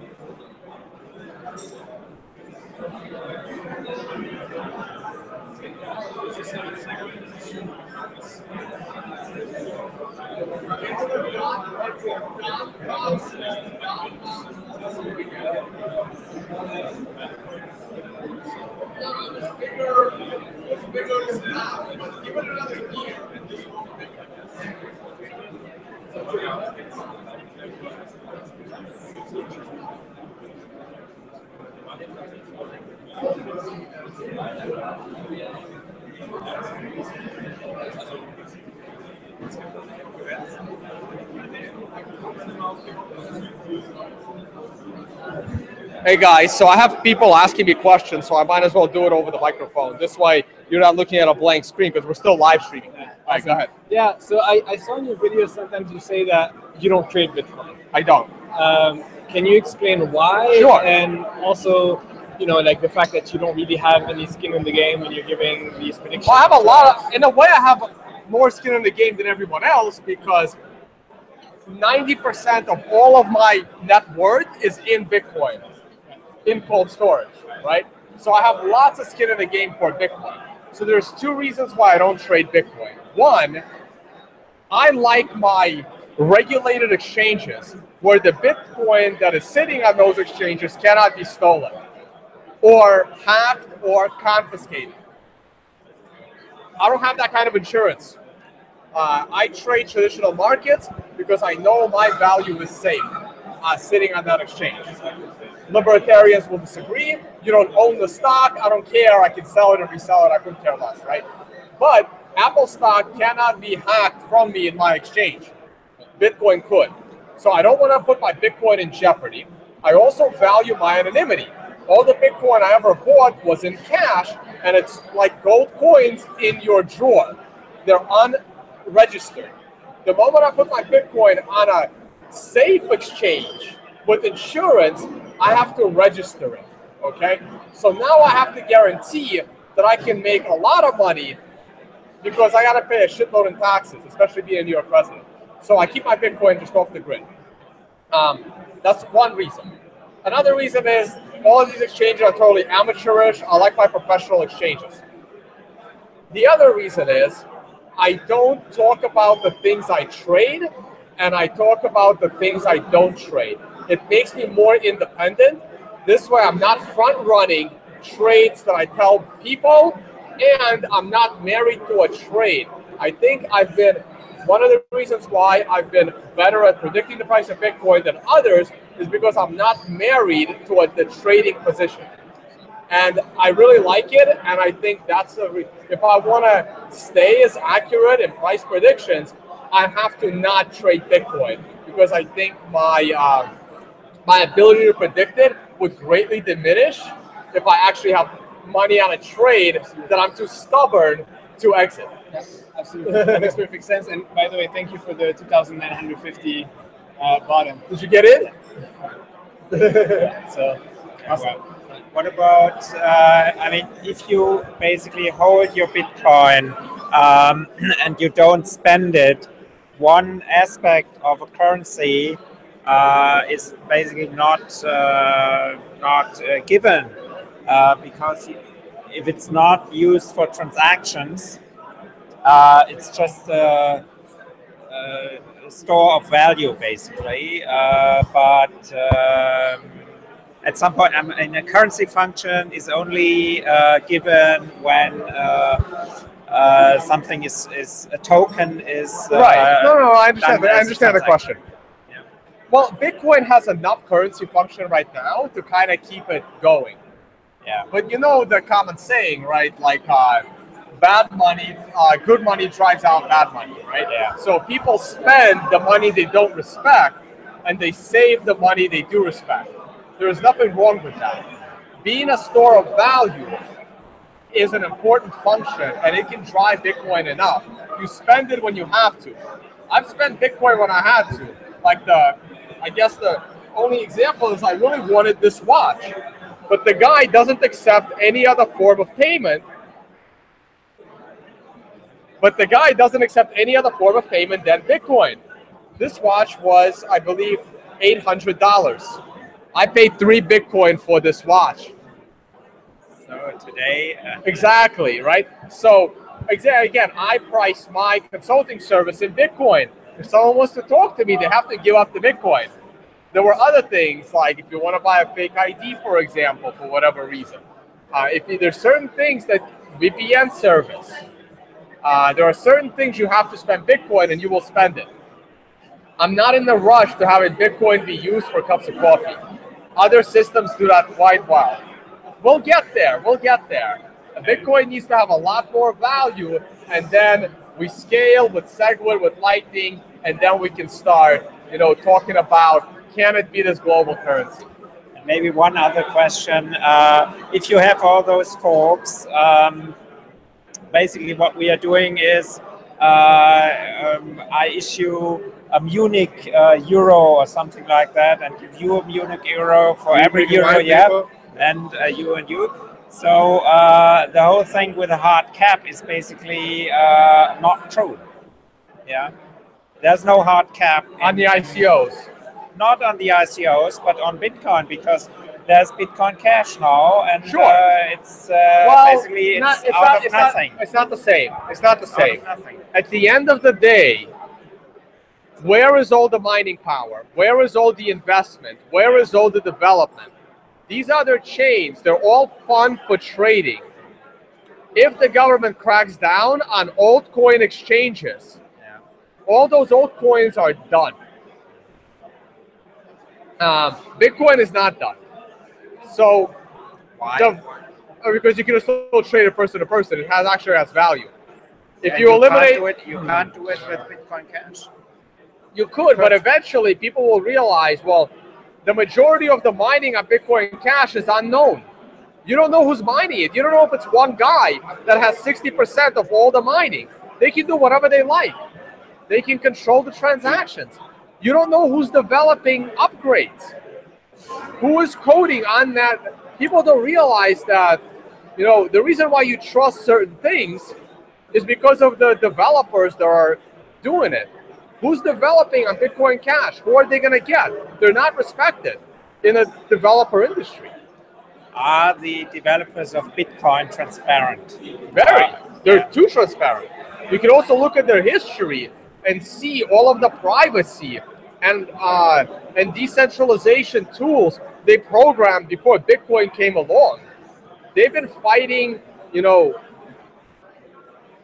overseers for a long time. I trust them, but you don't have to trust them. You can see the code. Bitcoin Cash, before they forked, they took their code private. They didn't want people to see what they were doing for a short amount of time. Like, they've been breaking open source development rules since they began. They're always being called out for it. Yeah, Bitcoin, it's like open source, like Linux. Right.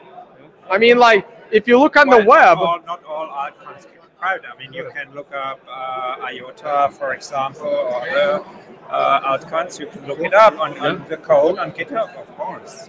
On Lisk, you can look it up. We should probably get this going again. Can I ask a question? Sure. You mentioned Litecoin. You said it would stick around as like a test environment. Is that how you see it? Like Yeah. Test bed? Yeah. I mean, there is a chance that if crypto Bitcoin is too popular and it can't handle the global demand, another trusted altcoin will pick up the slack. Yeah. And that would be either Litecoin and maybe Monero, but probably Litecoin. It will be a coin that was honestly launched and is pretty decentralized. So it's not going to be Dash, it's not going to be Ethereum, it's not going to be stuff that someone created mostly for themselves and printed themselves the majority of the coins to begin with to get rich. It's not going to be any of those. It can't. People are not that dumb. Just a quick question. I want to jump in on this question. So you said that it might be that Bitcoin cannot handle the global demand. So in which area would you see that it cannot handle the global demand, in like its transaction speed or in transactions per minute, or what do you see in this case? Well, I've been recently corrected in saying that one Bitcoin cannot be divisible more than by 100 million. So if one Bitcoin is worth $100 million one day, 1 cent. You need to go lower.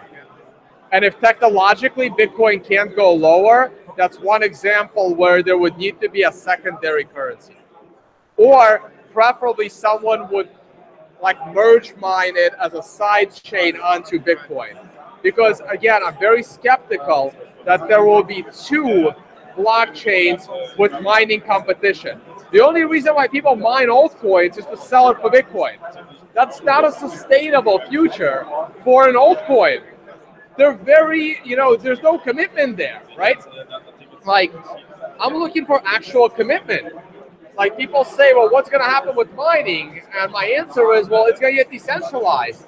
Imagine one day if Amazon is accepting Bitcoin as a payment and is actually using Bitcoin. Or Netflix enters Africa because they can't do it with credit cards, right? You put a QR code up on the screen saying, hey, pay for this movie, pay for this episode, one at a time. You have giant companies that are making hundreds of millions of dollars in revenue because of Bitcoin. They will easily throw $10, $20 million a year as an expense on mining to keep it decentralized. They're not going to do it for altcoins. They're going to go with the main one in order to compete and decentralize it. Like, at the end of the day, Bitcoin and Litecoin are competing for the same initial investment and the same mine and the same electricity. That's not going away. They are competing with each other. It's not like, oh, can't all these blockchains get along? No, they really can't. They're competing for the same electricity. I think so. All right. Where are the organizers? We should get the debate going. Sure. How do you travel with Bitcoin? It's in your cell phone. Really? Only this? You switch it off when you go to the plane? I delete the app sometimes. It depends where I'm traveling from and to. It's not that much. I mean, if you have just a few $1,000s worth of Bitcoin, it's not a big deal. But if you happen to accidentally have $10,000, $20,000 in Bitcoin in your phone, you may want to delete the app. Okay. And then reinstall it. And then it's like gone. Gone, then it comes back. All right, guys. Where is that microphone? I don't even know. All right, let's get the debate going. Yeah. Just one thing. Were you proven wrong in the case that Bitcoin could be more divisible than like 100 million? Or was there any statement that it couldn't be done? It's technologically insanely difficult. That's what I was informed. I thought that you can just subdivide it more. And a couple of technical guys are like, no. There was a technical reason why a Satoshi is 1/100 million. It wasn't just a random choice. That's pretty much the technological limit until another computer genius can kind of solve it.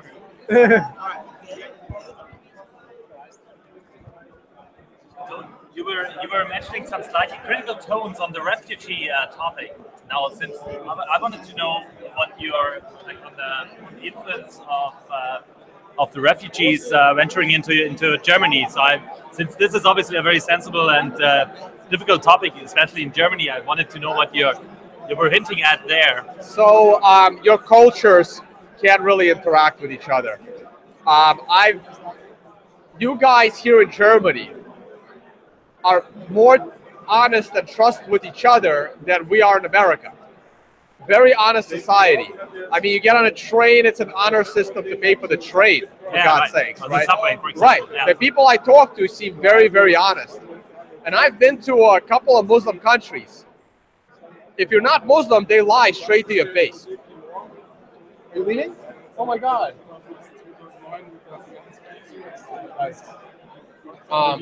Yeah, I see. They lie straight to your face if you're not Muslim. I've seen it happen right to me.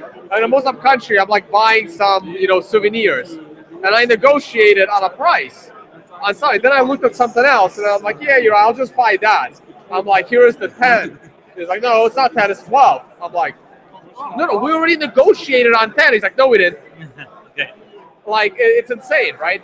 So there is a huge culture clash, and it doesn't look like they're all that. In today's day and age, people that are coming in, they aren't as interested in assimilating into the society. That's what kind of happened in America in 1800s, 1700s. Everybody was coming in, and they would assimilate. They would learn the language. They would assimilate into the society. And here, they will set up their own neighborhoods. And like they say in France, there are some neighborhoods police don't even go. Yeah, I know, Eric. Right. Because what do you think of the perspective of actually this entropy that this system obviously inherits might be actually a good thing for cryptocurrency in a whole, of course, but also for the revision of the banking and the established systems that are there, like without valuing like this is positive or negative. Obviously, these cultural topics are very important, and I agree with the challenges. But I think that the entropy that comes with this might be actually a good thing. It might help. Let's hope it helps. Yeah. Let's hope it helps. But like, I can see problems with the refugees in Europe getting worse, not better. Okay. What is your? Oh, sorry. Because I already had a question. Like, if you are, people are very honest here, right? Sorry. So you mentioned that you see the Bitcoin blockchain is the major blockchain, like the internet, but there will be only one major cryptocurrency around. Did I understand that right? Yes. So many people believe that there will be many. Why do you think this will be coming down the line? Oh, I was explaining that earlier. Well, most of them are just scams. There is very few of them that are actually legit blockchains. And at the end of the day, they're competing for the same investment and the same electricity. It makes no sense to give multiple around other than testing environments and a little tiny bit of competition just in case Bitcoin screws up. But if Bitcoin screws up, then it's all done. Yeah. That's where the smartest people are. You're talking about monetary systems, about money systems. Many people talk about blockchains when they talk about logistics and other things. This is not what you mean. You mean money. I mean both. I mean, a blockchain can be more than money, but a long time from now. It has to be very stable and very trusted. We wake up in the morning every day. The last thing we think about is our internet's not going to work. And if it doesn't work, it's not the internet's fault. It's usually your internet provider that messed up. The day people wake up in the morning confident that Bitcoin is going to be there and blockchain is going to be there, now you start building applications that depend on the blockchain itself, not the Bitcoin. So you compare the naming service of the internet with the blockchain of Bitcoin, technically. You know, when you talk about the internet, so you refer to the addresses, how to find people, and there's one truth worldwide, and you think there will be one truth in the blockchain, the Bitcoin blockchain worldwide, that just is the core of everything that might be built around it. Yeah, pretty much, yeah. It'll be interesting where we go. Okay. Right, let me do a lot of talking. Let me figure out what we're starting. I really do want to.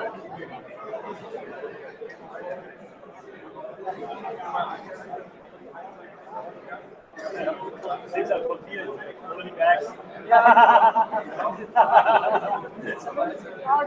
Oh, sorry, you're speaking of other stuff. Like fate of something.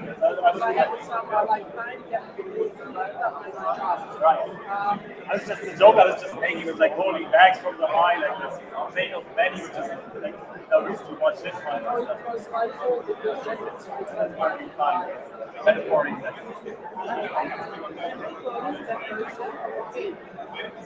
There is certain relation between Bitcoin and what they call altcoins. So in normal, like what should be opposite, like the Bitcoin goes down, how it should go up. I've seen maybe that like Bitcoin will exist as the optimum because Ethereum, for example, does something better with plus I read and I'm not sure how that's like relevant conversation, but apparently Bitcoin is trying to do this one by so that's right potential for something. Really like technically exactly smart contracts are the same. From what I get, smart contracts in Bitcoin are more like simple if-then operator on the incentive market, not acceptable setting up payment. But the smart contract technology is it's like a programming language. So it's bigger. Yeah, I'm not that exactly. It sounds the same, but it's but I agree with the assessment that I was looking at the last month have to see the way that it goes up and altcoins rise as well because it's kind of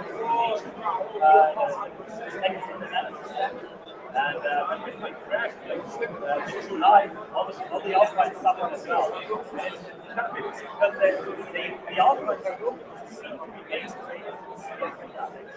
They have obviously look at the altcoin to Bitcoin course, it's just getting suppressed, severely pressed. And it's kind of because like in the end of July, the bottom is like 5%, right? And then there's another bottom that Bitcoin went up, and all the shit went down because they so that was kind of interesting. Japan is shutting down exchanges and everything. I thought he said that, but I think in the end of Bitcoin was enough. I think that was like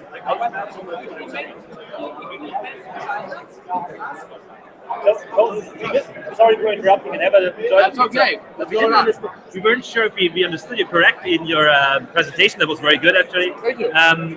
You said Japan is going to shut down the exchanges, or did we just misunderstand it? Like, no, China. China, yeah, exactly. China, okay. Did I say Japan?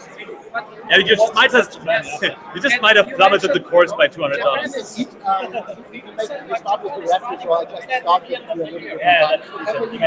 Oh, right now to start. Yeah, but you can eat actually do a raffle just takes 5 minutes. So do it. Start it up. All right, guys, we're starting back up here. We're starting again. This probably isn't a quick question, but I'm going to ask you.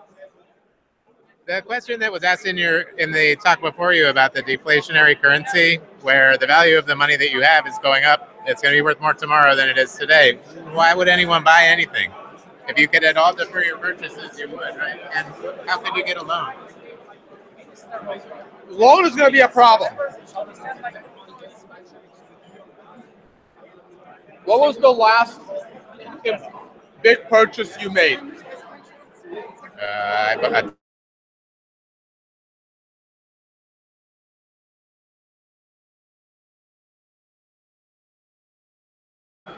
deflationary currency or not.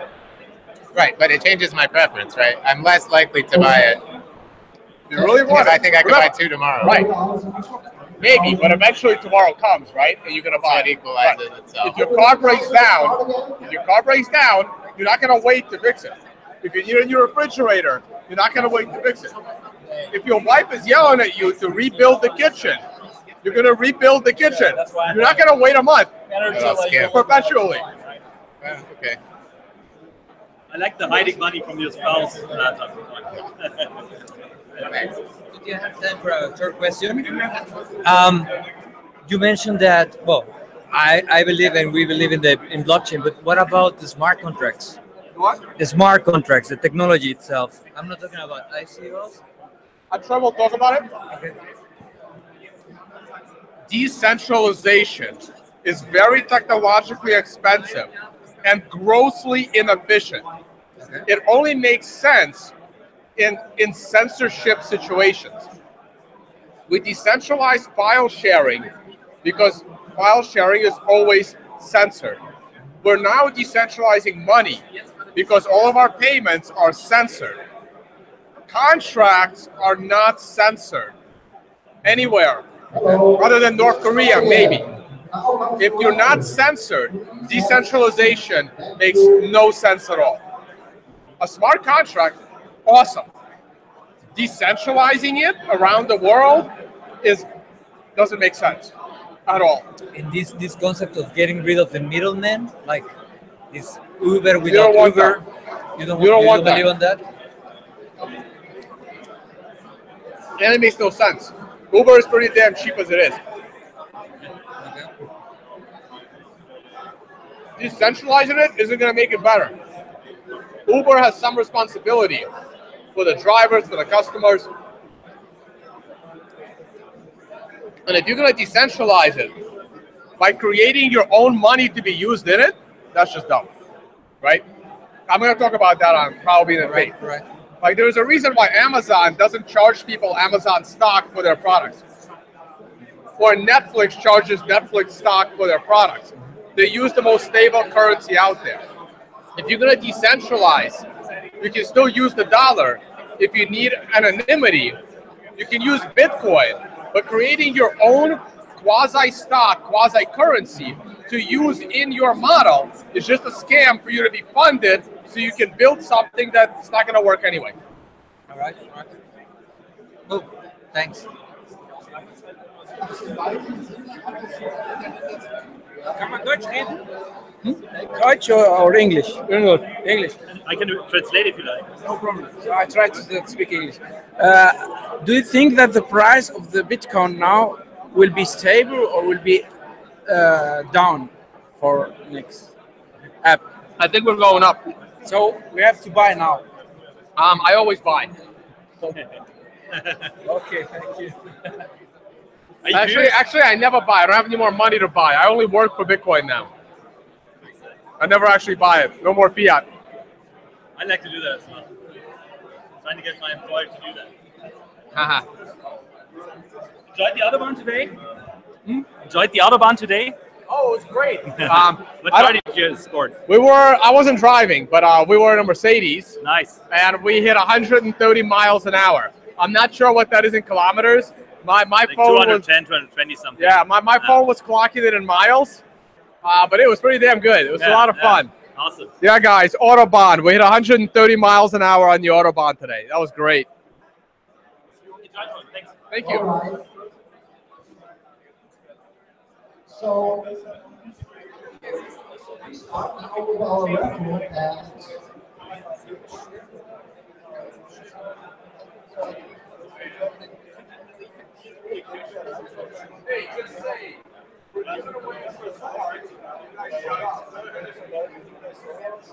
Tony just mentioned we are giving away 3 resources now, but only for the ones that are here in the auditorium right now. So I understand that networking is such fun and you're in the discussion right now, but we want to proceed that for sure. We want to have our great altcoin debate afterwards. So like I said, for now, thanks.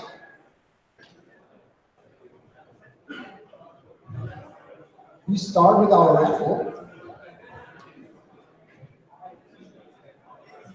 Right, t-shirts. I have here now from our sponsor.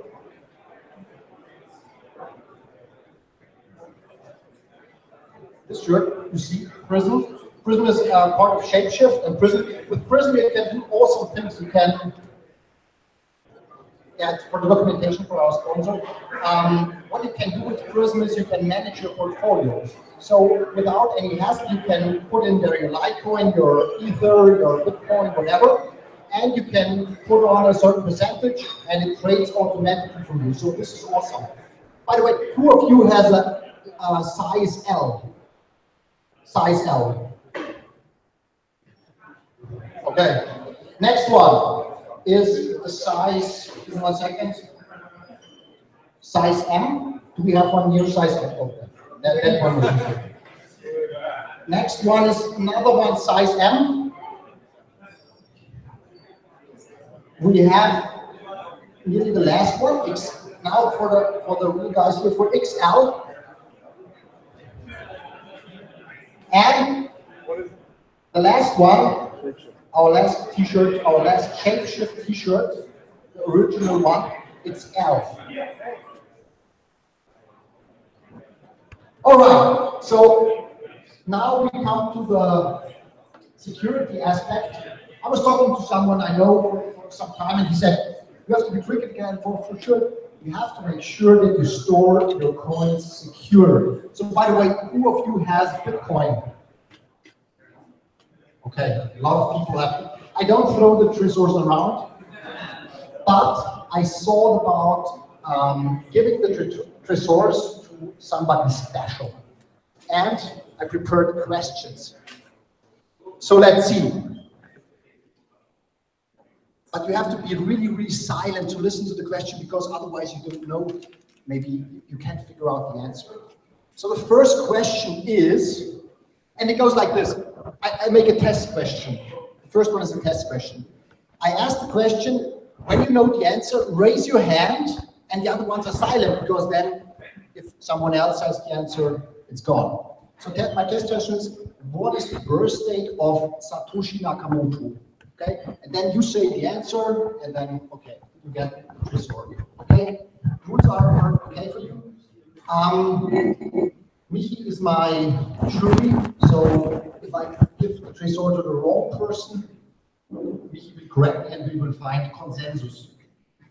First question, how many blocks are needed before a Coinbase transaction is released? First one was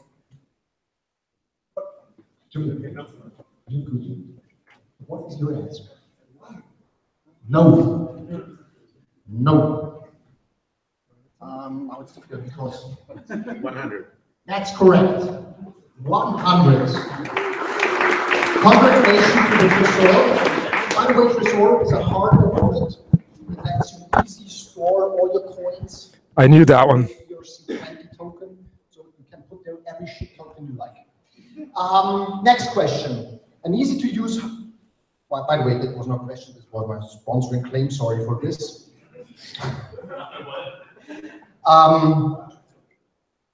Next question is, what is the maximum number of block reward reductions allowed in the Bitcoin protocol? Again. No. But you're the fastest, actually. That's great. I like that. Anybody else? 32. Man, this is not correct, but no. No. 9. No. It's not 32. No, it's not 31 and not 32, but pardon? 33 is the correct answer. We have another winner for the Trezor. That one I didn't know. Wow. Michi, any concerns? What is it correct? And now a really easy question. How is the parameter set called that is used with elliptic curve digital signature algorithm? Yes. No. You mean the curve or the algorithm? Not the parameter set has a special cryptic name. The parameter set that is relevant for the elliptic curve algorithm. But there we have a hand raised. Pardon? No, it's no signature. Okay, let's Tone. Is it the SHA-256 No, algorithm? no. I repeat the question, sure. So the question is. Any help here? So basically, let's start with this with explanation. We have Bitcoin, and Bitcoin has is based on elliptic curve digital signature algorithm. So, and for this algorithm, you need a parameter set. And Bitcoin has a special parameter set. It was not so much used before. Wow, awesome! Damn. This is really awesome. Congratulations on this one. All right, so let me look at my notes. So we raffled stuff off. We are now ready for our great outcome day. I would like to ask Tom Vays and Koenig to our stage to start our debate. In the front there are seats open, so you can come to the front if you have questions. It's easier maybe. Aaron? Aaron is gone? No, it is. Okay.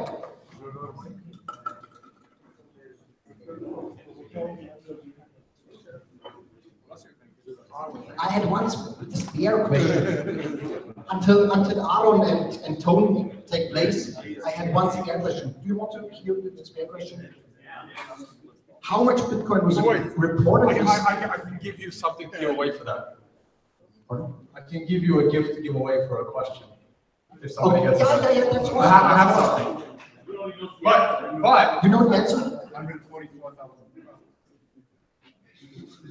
Did you ask the question already?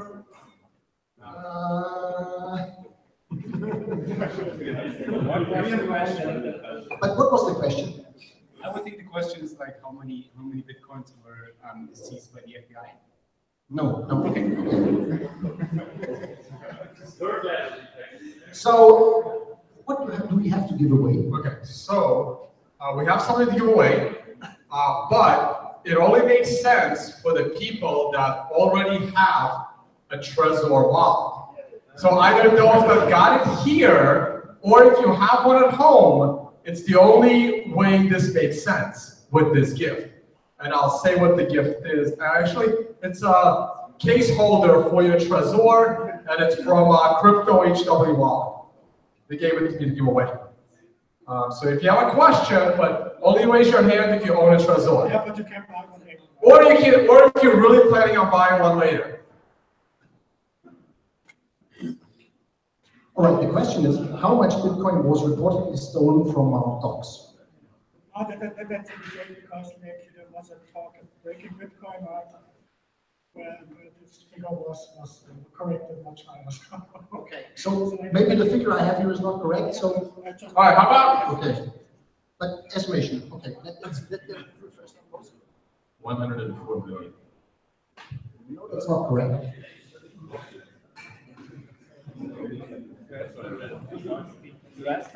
We're collecting our answers.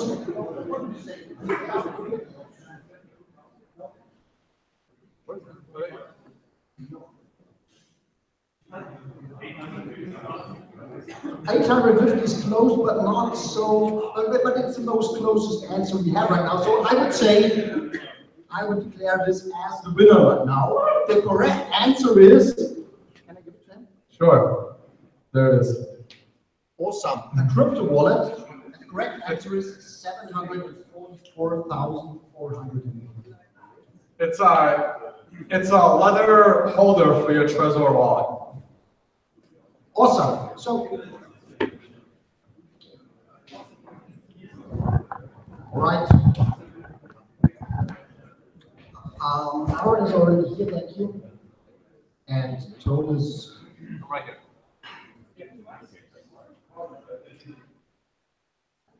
Yeah, we have to. So we will do it like that. I prepared, I thought about 2 or 3 questions before that I wanted to know. We are open to questions from you, from the audience, that would like to ask. Like we said at the beginning, the question that arises is we have 2 experts here, and these 2 experts documentedly have different opinions on altcoins, on the value of altcoins. So I jump right in and ask, Tone, why is Dash a scam? Whoa. That one, you could have picked a more challenging one. Okay, so those that know me for a while know that at the very beginning, I actually had Dash. That was back then. It was Darkcoin. So I never had too many altcoins. I've had like Bitcoin, Litecoin, and Darkcoin at the time. The only ones of some kind of value. You know, you have like some other $100 here and there. It doesn't really count. And but then when I did some research on the early days of Dash, Darkcoin at the time, was that, I mean, it was Instamind, where the creator of it created like 20% of all of it that will ever exist, and he got it all himself. And there were like emails and other posts that were kind of showing it was intended to be a for-profit token.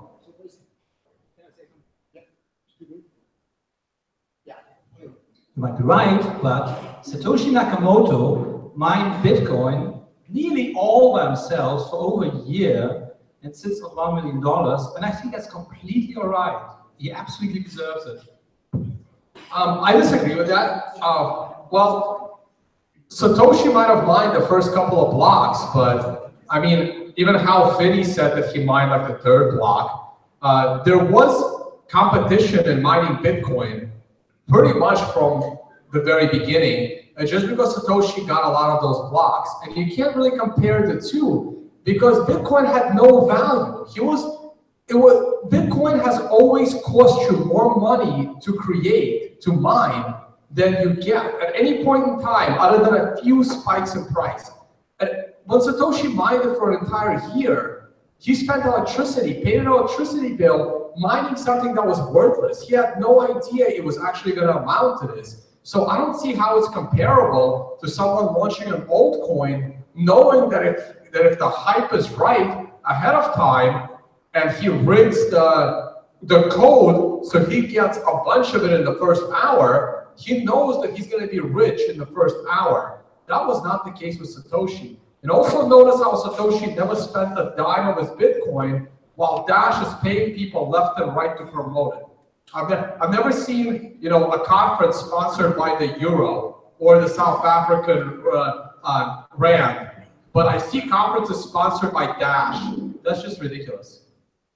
I think that is exactly the strength of Dash. I mean, the fact that 10% of the newly mined Dash does not go to the miners, but goes into that special budget, and from that budget, they can pay developers, designers, marketing campaigns, sponsors.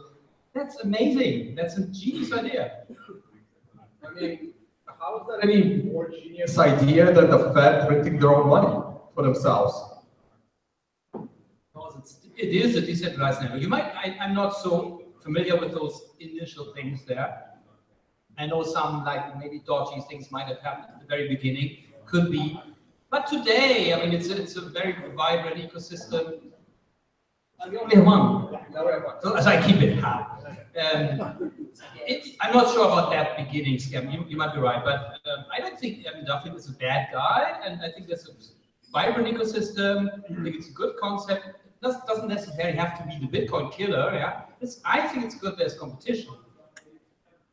Well, bad guys don't last very long. It's always like the nice guys that stick around and keep going to get more money. I mean, look at somebody like Dan Larimer, who's now on his third one. You know, BitShares, then Steemit, and now EOS, and then he's going to leave that and start another one. But no, but even forgetting about the early days, right? Like right now, half of Dash is proof of stake, right? I mean, you have those master nodes that are collecting a proof of stake system. You're earning for doing nothing, for staking, right? It's again, and 10% or 20% of all Dash goes to the people in charge of Dash. I mean, this is exactly like the governments that we don't like printing money for themselves because they know better and what to do. And I don't like that model. I just don't like the idea. Like, I think all proof of stake systems are just terrible. You shouldn't get to collect just because you have it. And that's what the proof of stake is offering you, which is the masternode system and the developer fund. And again, they're just paying people to, to promote their own currency, which is not how a currency is supposed to work. It's supposed to be organic, not based on who's got, the better printing press. But look at the alternative. Blockstream paying for the developers, the MIT paying for developers working. This model also has its flaws. Companies can influence it because they pay people. At least the Dash model is transparent. I mean, I agree, of course, MLW has probably a lot of money, there's a lot of voting power. On the other hand, everybody can create a proposal, and at the moment there's even more money than proposals. So it's very, very likely, so if you have a good proposal, then it gets voted in and you get the budget. Everybody, right? Newbies. You don't have to be Evan Duffield or his spouse. I mean, I like that. All right, well, we'll conclude. You have another question, right, after this? Yeah. All right. I'll just answer it real quick. Well, I just want to comment on the core developers.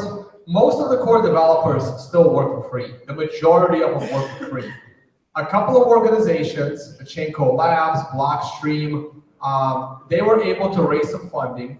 Chainco Labs actually has more core developers than Blockstream does, and I believe that one is simply funded by a couple of early Bitcoin adopters. Blockstream had some contacts. They put together a company. They raised outside capital. I'm still not sure what the returns of that capital would be. Most likely, they just recommend people, hey, just hold on to the Bitcoin, and we got the smartest people to make Bitcoin be really valuable. But everything these developers do is open source. Everything is visible. And if you look at the history of the people that Blockstream hires, these are not the kind of people that are bought and paid for and have someone tell them what to do. They will not be doing this otherwise. I don't want to say anything against Blockstream. Just say some people do it for free, they exploit themselves, some people get paid for this. It's a very intransparent model, and there is room for manipulation.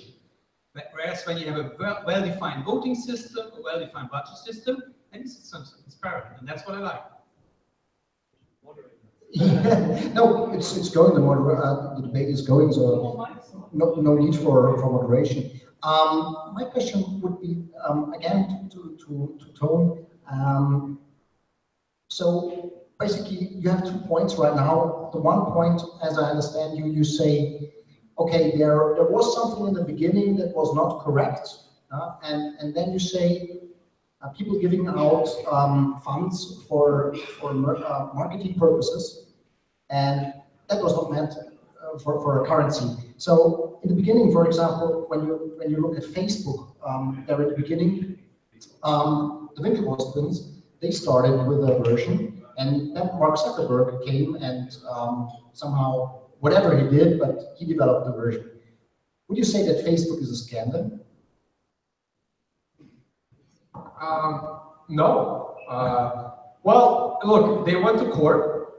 They tried to sue Mark Zuckerberg for their idea. And I believe they got a settlement out of it, right? So is the scam Facebook itself or what Zuckerberg did to create Facebook? Like, those are two different questions. Which one do you want me to answer? Like the concept of Facebook or Mark Zuckerberg's actions to build it? It's comparison, basically. Yeah, because you say, what I'm asking is, so you say Dash is a scam because of 2 issues. There was at the beginning, there was an issue with the creation. And so we have 3 points then here with Dash right now. Well, the other 2 are combined. Because they print themselves money, they're able to use that money for promotion. And printing money, you mean inflation? Proof of stake. They're just printing money for themselves. Okay, so so we have then this aspect also of proof of stake, where I'm asking, for example, for another project that has a lot of thanks. I'm still using this one. Can I give you this one? Just push the red button there, and then it works out. Check. Yeah.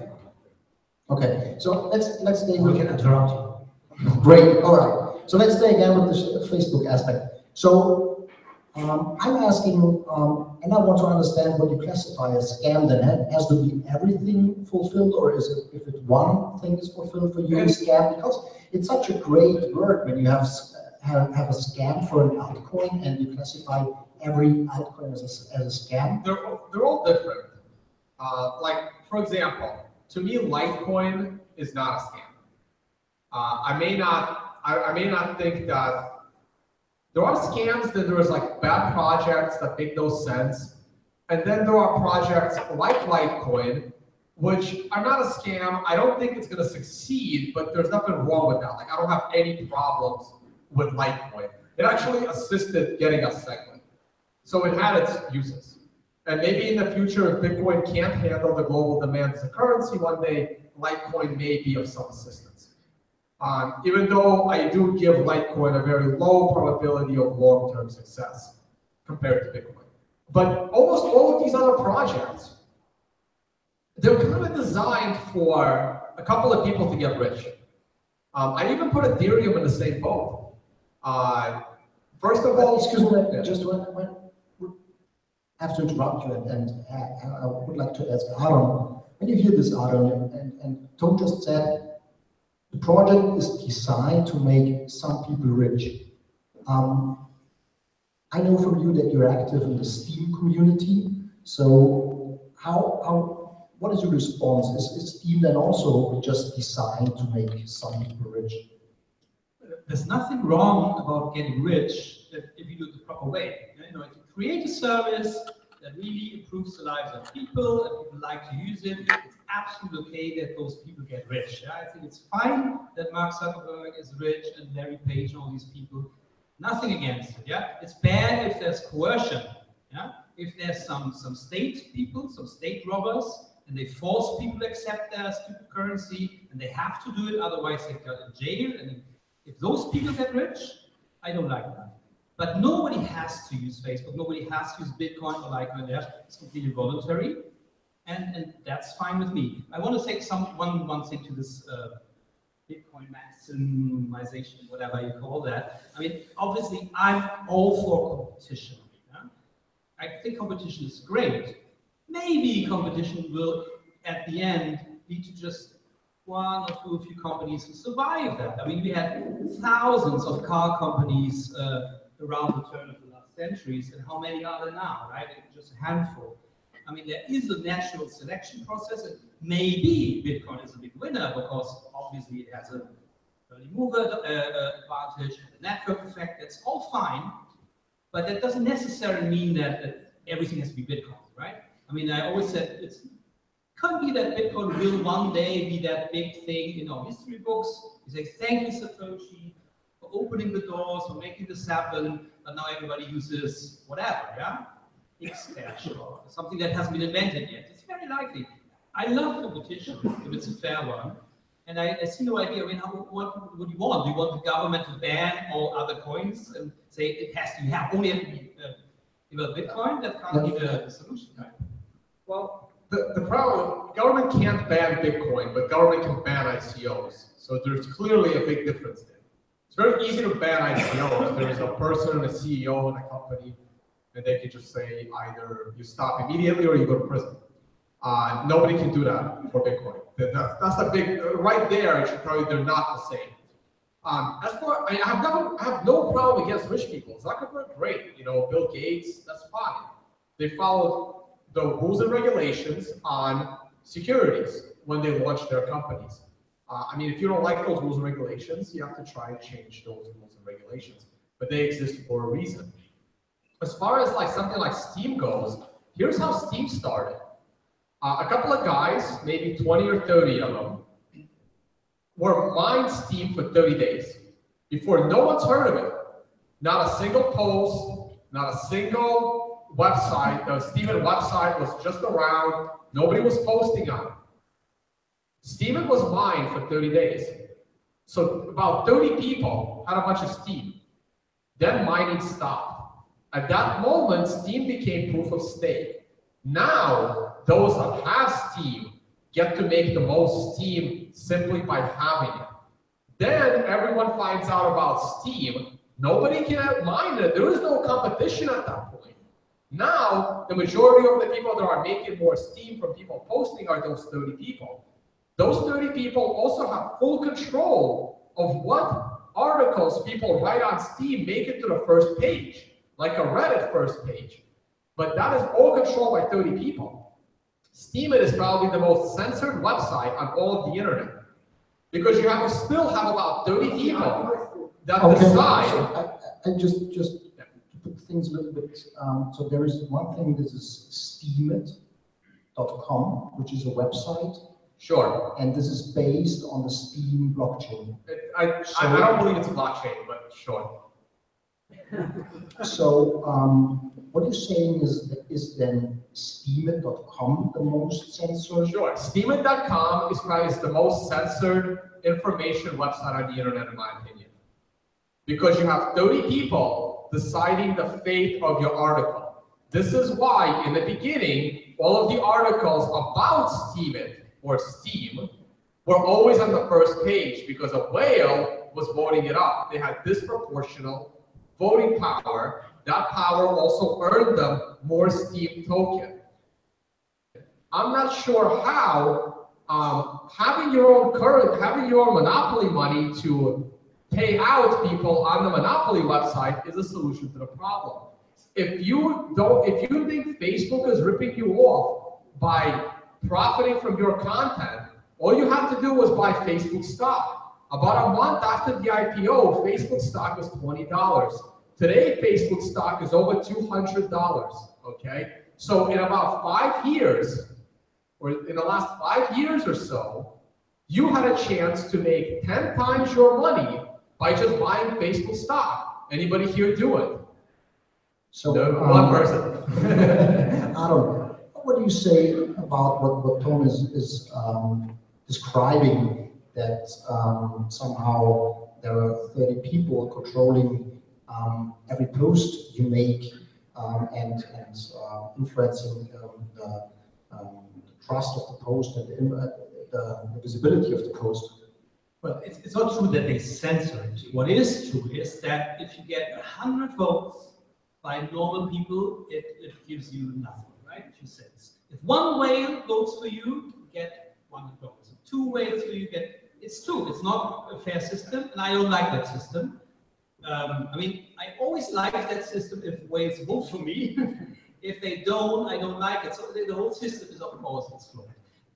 Maybe it's a scam. I mean, I wouldn't invest in Steem. I definitely wouldn't invest in Steem. Designed that way. That's my problem. Maybe. The thing is, as a writer, I write, sometimes I get just a little money, sometimes I get more money. I don't understand how they will ever, I mean, there was this evil plan for world domination that Dan Larry made, and that was a good plan, I think. Yeah, I mean, I like that kind of humor. But he said that giving away money was just the first step, and then they want to become a real payment system and have all these business models, and I don't see that. They keep on giving away money, and I'm happy to take it. Yeah. So I don't feel ripped off, and as long as I don't feel ripped off, like OneCoin or something, I'm okay with that. It's fine. But they're not giving away money. They're giving away Steem that they made up. Now, the reason why you're able to sell it, exactly. So someone is buying it from you, thinking this is a legit asset, and one day they're gonna realize that it's not. And I have never posted on Steem because I don't want to feel responsible for someone else buying the Steem from me that I know is monopoly money created by one person's idea with 30 of his friends mining it, and then they're making it in perpetuity. And they had a hype machine, and they made people believe that they get paid in this stuff. It's not gonna last. Like this idea that you need a utility token to run your product, to me, is kind of silly. I mean, I don't see Netflix charging people in Netflix stock. I don't see Amazon asking people for Amazon stock to buy products on Amazon. There's a reason for that. I mean, I don't understand why even Ethereum started this. Well, smart contracts, everybody needs smart contracts. I mean, I'm for smart contracts. I'm against decentralized smart contracts, probably a different discussion. But why is Ethereum charging people for smart contracts in Ethereum?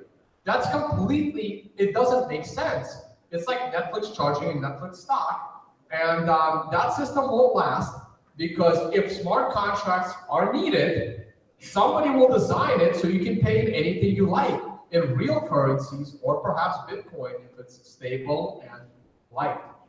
Well, if you want to use that amazing worldwide payment system with the name of Bitcoin, what do you need? Can you use it with euros? Can you use it? No. You need the other Bitcoin, the other thing that has the same name, that token, that network token, and works perfectly all right.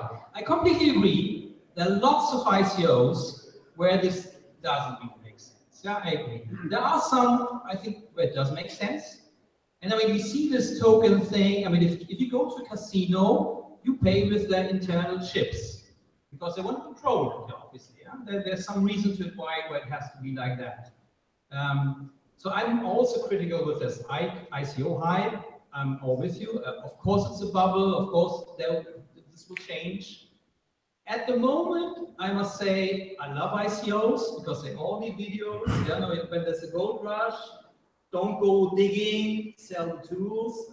So I love ICOs, but I also expect the bubble to pop, obviously. Yeah.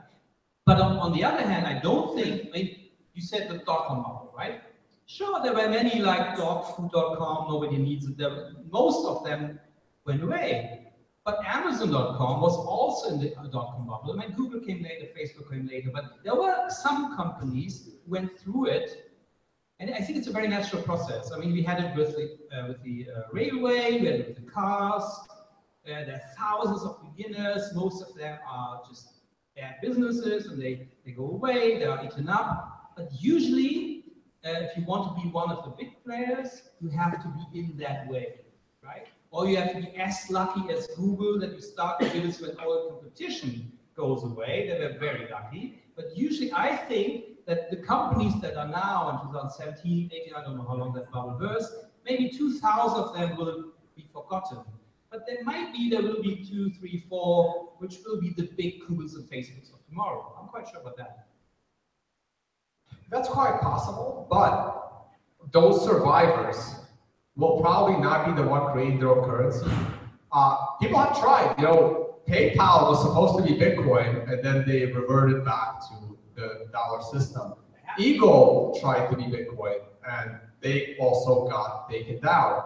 And even Liberty Reserve, which wasn't exactly the same. But so you're right. Some of the companies will survive, but it's not going to be those that are creating their own money and those that are creating a security unlicensed. I mean, there are laws on securities. So I don't think any of them will survive. And I actually put Ethereum in the same boat. I don't actually expect Ethereum to survive for those very same reasons. Well, what do you think will happen then to, for example, a successful token, like something like Steam, or I don't what will happen to this? So will it migrate to Bitcoin, or will it stop, or what is your expectation about that?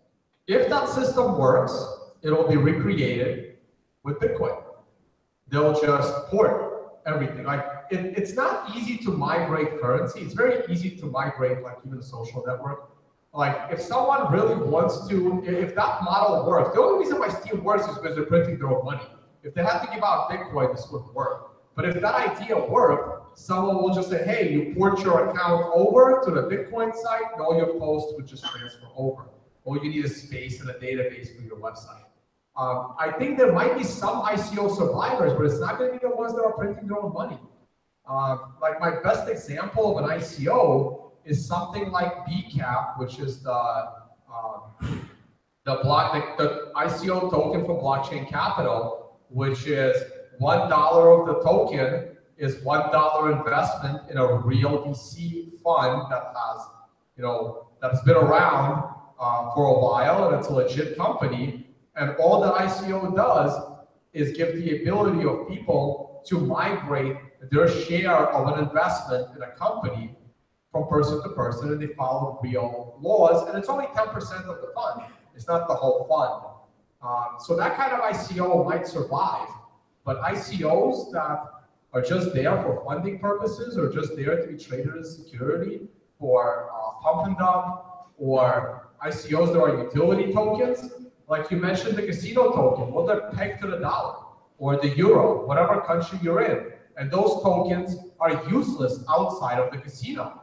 In fact, if you wanted to sell your casino tokens outside of a casino, no one is going to be dumb enough to buy them from you because they're going to assume they're counterfeit. Don't you think that the ICOs right now have some kind of educational purpose? So when people learn that they can lose money with an ICO, that it's much better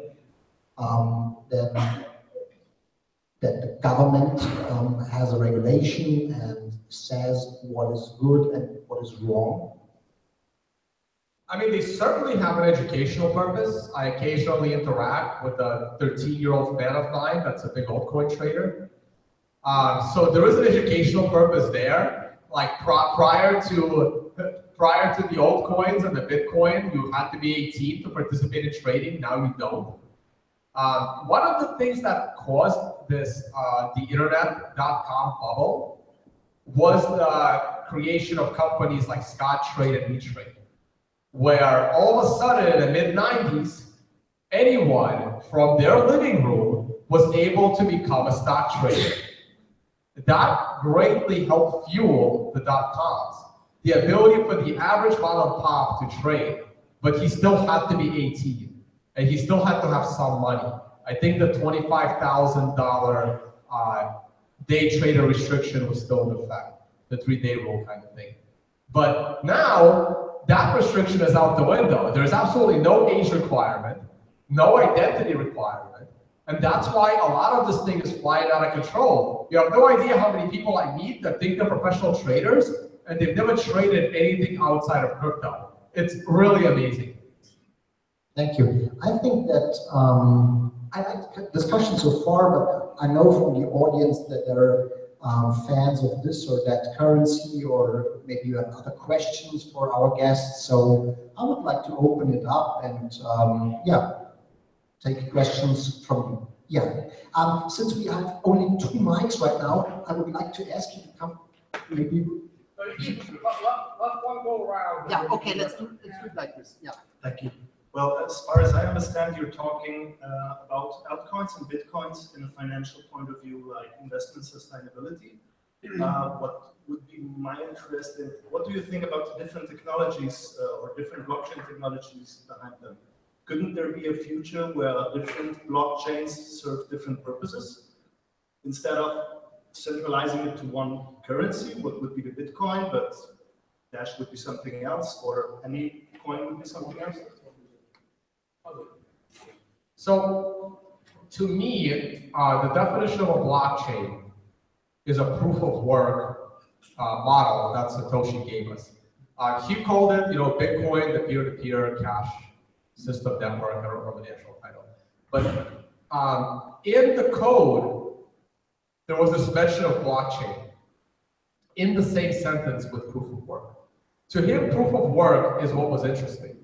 The word blockchain is just something he threw out there to explain it, because work bashed things into a block and then attached it to another block, so he called it a blockchain.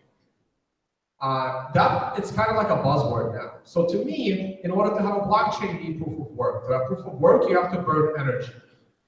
So all of these actual blockchains that are proof of work are competing for the same electricity and the same investment, which is why I think at the end it's going to boil down to one trusted proof of work blockchain. If we're talking about other technologies, whether it's proof of stake, whether it's whatever Hyperledger is doing, whatever, I don't even know what IOTA is doing, I don't really call them blockchains. They're not really blockchains to me. They're just centralized databases or distributed databases with multiple admins, but they're not blockchains. Now, whatever technology comes out of there, fine, but there's nothing outside of proof of work. There is nothing innovative. There's nothing revolutionary. All of that stuff could have been done in the 90s. I always say my email got, in 1997, when I got my first webmail address, like a Yahoo or something, my email got to me in seconds. So could have my money. So could have micropayments. Instantly, irreversibly. That's not a technological problem. The technological problem that needed to be solved, and Satoshi solved it, was the double spend problem for decentralization. And very rarely is decentralization needed. I don't think smart contracts need decentralization. Contracts in general are not censored entities. Your contract isn't censored. You know, paying for that contract might be censored, and Bitcoin solved the payment problem. But the contract's not censored.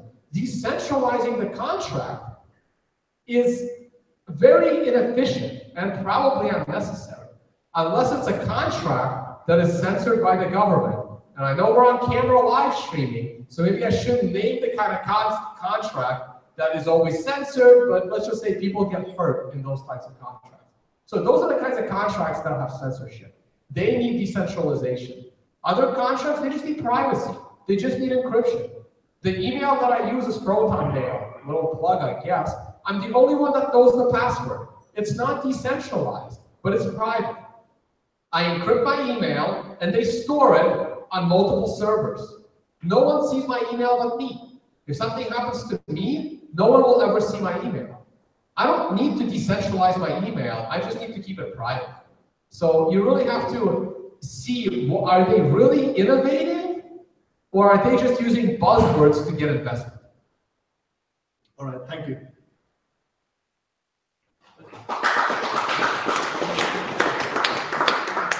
So yeah, thank you. That was really interesting. I'm just curious about your thoughts on Filecoin, because I actually find it quite interesting that it uses the same incentive structure, but it seems to me that it's not necessarily trying to be a currency. It's just trying to use the incentive structure. I'm not too familiar with it. Can you just explain Filecoin a little bit, unless you, I don't.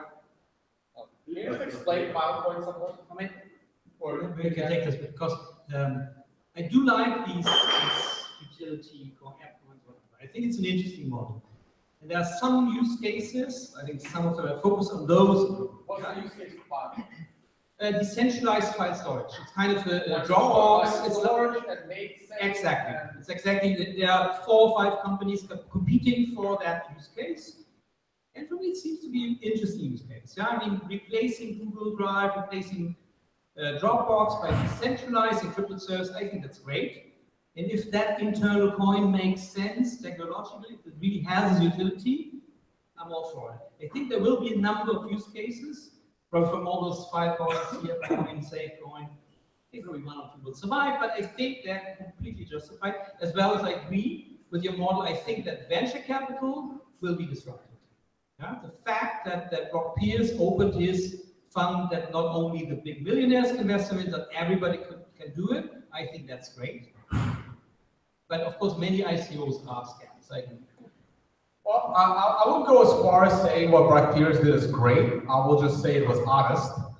I personally think VCs, just like hedge funds, on average lose money. To me, rich people invest in VCs, and the average person investing in a VC fund will end up with less money over the lifetime of his investment. But if he happens to be the lucky one whose VC invests in Uber or Airbnb, he gets to sit around at the poker table laughing at his rich friends because he got it on Airbnb. He's not going to tell them that he still lost more money in his VC investments than he made. But go back to Filecoin. Okay, so now that I have a general idea. So I have 2 problems with it. One is you don't need your own currency to do this. You can accept Bitcoin, okay? Unless you think Filecoin is going to be a better store of value and a better currency than Bitcoin will as a decentralized currency. There's absolutely no economic reason to accept Filecoin as a payment for storage on the computers over a more established form of payment, okay? That doesn't make sense to me right now. So that's one problem. So one problem is like, that makes no sense. The other problem is let's explore the idea of other people. Okay, sure. I don't agree here. I mean, I agree that there's lots of coins which don't make sense, but let's say there's a Bitcoin payment network. And why can't you pay for this with your credit card or pay for whatever with your dollar? No, it makes sense that it is coupled. Because if you're a company and you offer that new service, and the first thing you need to do is you have to buy all those bitcoins to reward people who offer the service base. This will never take off. If you have that possibility to kind of print your own money, yeah, it's like loyalty points in a way. Yeah, you have that possibility as a young startup to reward people who participate in the system. Then, hopefully, if that takes off, those worthless tokens have a value, just like Bitcoin in the beginning was completely worthless, and then began to take off. I think this procedure that you give a startup the opportunity not to buy something from somewhere else. I mean, Satoshi didn't have to buy dollars to incentivize the miners. Yeah, they would just get those worthless tokens. And it's the same thing, a company that offers this decentralized storage service, in the beginning, they can print their own tokens, print their own money, reward people, and everybody hopes it will take off as much as Bitcoin. Just a fraction of these companies will eventually have that hockey stick. But the opportunity that you give, that you don't have to buy Bitcoin to offer Steam or offer whatever, I think this makes sense. I think this whole idea of the DApp, the decentralization, makes complete sense to me. Right. Well, again, I'm on the opposite side of that. Like, if you have to print your own money to make that work, it doesn't make sense because someone will come along and say, "Hey, this is working. I will just copy the code, and you can now pay in Bitcoin to store it, right?" And that token will completely die, right? So again, to me, this is Netflix charging Netflix. Like, you're turning your customer into a speculator. You want to separate your customers from speculators. You can reward them with loyalty points or extra free storage for making them stick around with you as a competitive measure. But I don't believe using an app token makes sense. But now let's talk about the concept. Decentralized storage on other people's computers. The concept alone, everyone keeps trying, and I don't think that makes sense. Look, the problem isn't storage. Again, Google Drive, just encrypt it. If this becomes serious competition, someone's going to come out, "Hey, here's an encryption, open source code. You encrypt your data and just store with us. We're proving it to you that we're replicating it on 8 servers on 8 different continents. So the chances of all of them going down at the same time is almost impossible. Plus, we have other hidden backups that we're not going to tell anyone because then the government also knows. Okay? If you want safe encrypted storage, if that was a need, somebody would do it in a centralized way that is private and encrypted. Anyone that's going to be using your space and your computer, trust me, you don't want whatever they're storing on your computer. I can guarantee you that. This will be used for the worst kind of stuff you can imagine because that's the only use case. It will be used by criminal. You got to be ready for it, right? Like, Satoshi knew that if Bitcoin became a currency that's decentralized and censorship resistant, the first use cases are going to be illicit, but they're not going to be as illicit as the majority of the data is going to be stored on your computer, and you're not going to even know what it is. No one's going to use it. A few people will, and they'll realize real quick when they get arrested why they shouldn't have done it. I just don't think it's a good idea. Maybe not let the market decide. I mean, that's a cool thing. We don't have to judge whether 5 months, that's a good idea. What I'm saying is, there are use cases where it makes sense to have this.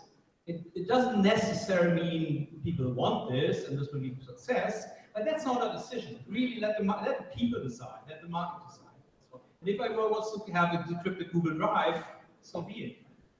Look, I have my libertarian roots and some anarchist roots as well, and let the market decide is a great idea.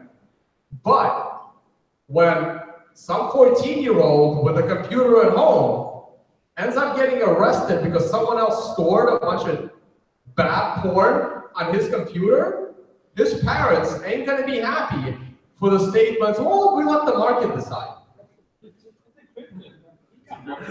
Therefore, as a moderator, I should be neutral, right? But on this point, I would argue that's a parent's fault, right? And there is a law if it makes sense or not, but parents have to keep care of their children and make sure they understand what they do or what they don't do. So, but I'm curious about what other arguments do you have beside this one for let the market decide beside of somebody too young for something? Because I think during this discussion, which is really interesting, I see a lot of arguments that you bring, but on the other side, there is maybe out of this an idea arises or a technology arises, which we don't know right now, an innovation right now, and this could be really prosperous. You know? So, what do you say regarding this argument, the market decides? Like, there are some things where the market can decide what's better. But I think the bigger question you're hinting at is people should be responsible for their own decisions. And if you invest something and it turns out badly, you shouldn't blame other people. You should be allowed to invest in what you like. Which sounds great on the surface. But I don't remember anyone in 2008 blaming themselves for buying an overpriced house. They all blamed the banks. Okay, it sounds a little weird, but think about it, right? Everyone blamed the banks. Everyone wanted the bankers to go to jail.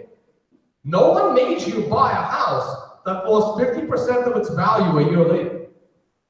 You still bought that voluntarily. You signed the papers for that mortgage. No one was stopping you. And no one took responsibility for that. But everyone wanted to go after the bankers. Yes, there was some fraud. Obviously, people like Bernie Madoff that had big trading, they went to jail. Yes, there was some fraud, and those that actually did fraud should have been kind of responsible, but you're still signing that, right? So on the one hand, you can't say, well, people should be allowed to invest in whatever they like, but then when all those people lose their money, they run to the government to do something, and it usually ends worse. So this is why I had no problem with China banning ICOs, because the 100 ICOs that China looked at, none of you guys had even heard of them. They were all pretty much one coin, because that's what was happening in China. That's what's happening in Russia right now. I was there recently at an ICO event. They're just one coin. But you said you have libertarian trades, and now you have give a lot of responsibility to the state. What made you change your mind then? That's a great question.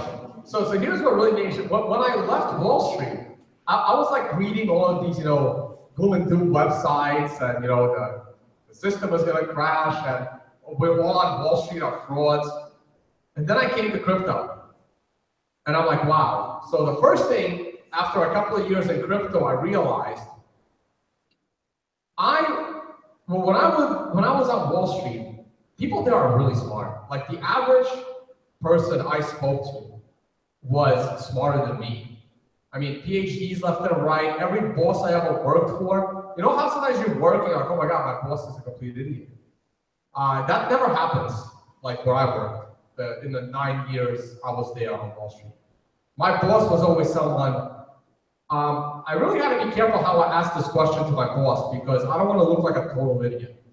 It was the complete opposite.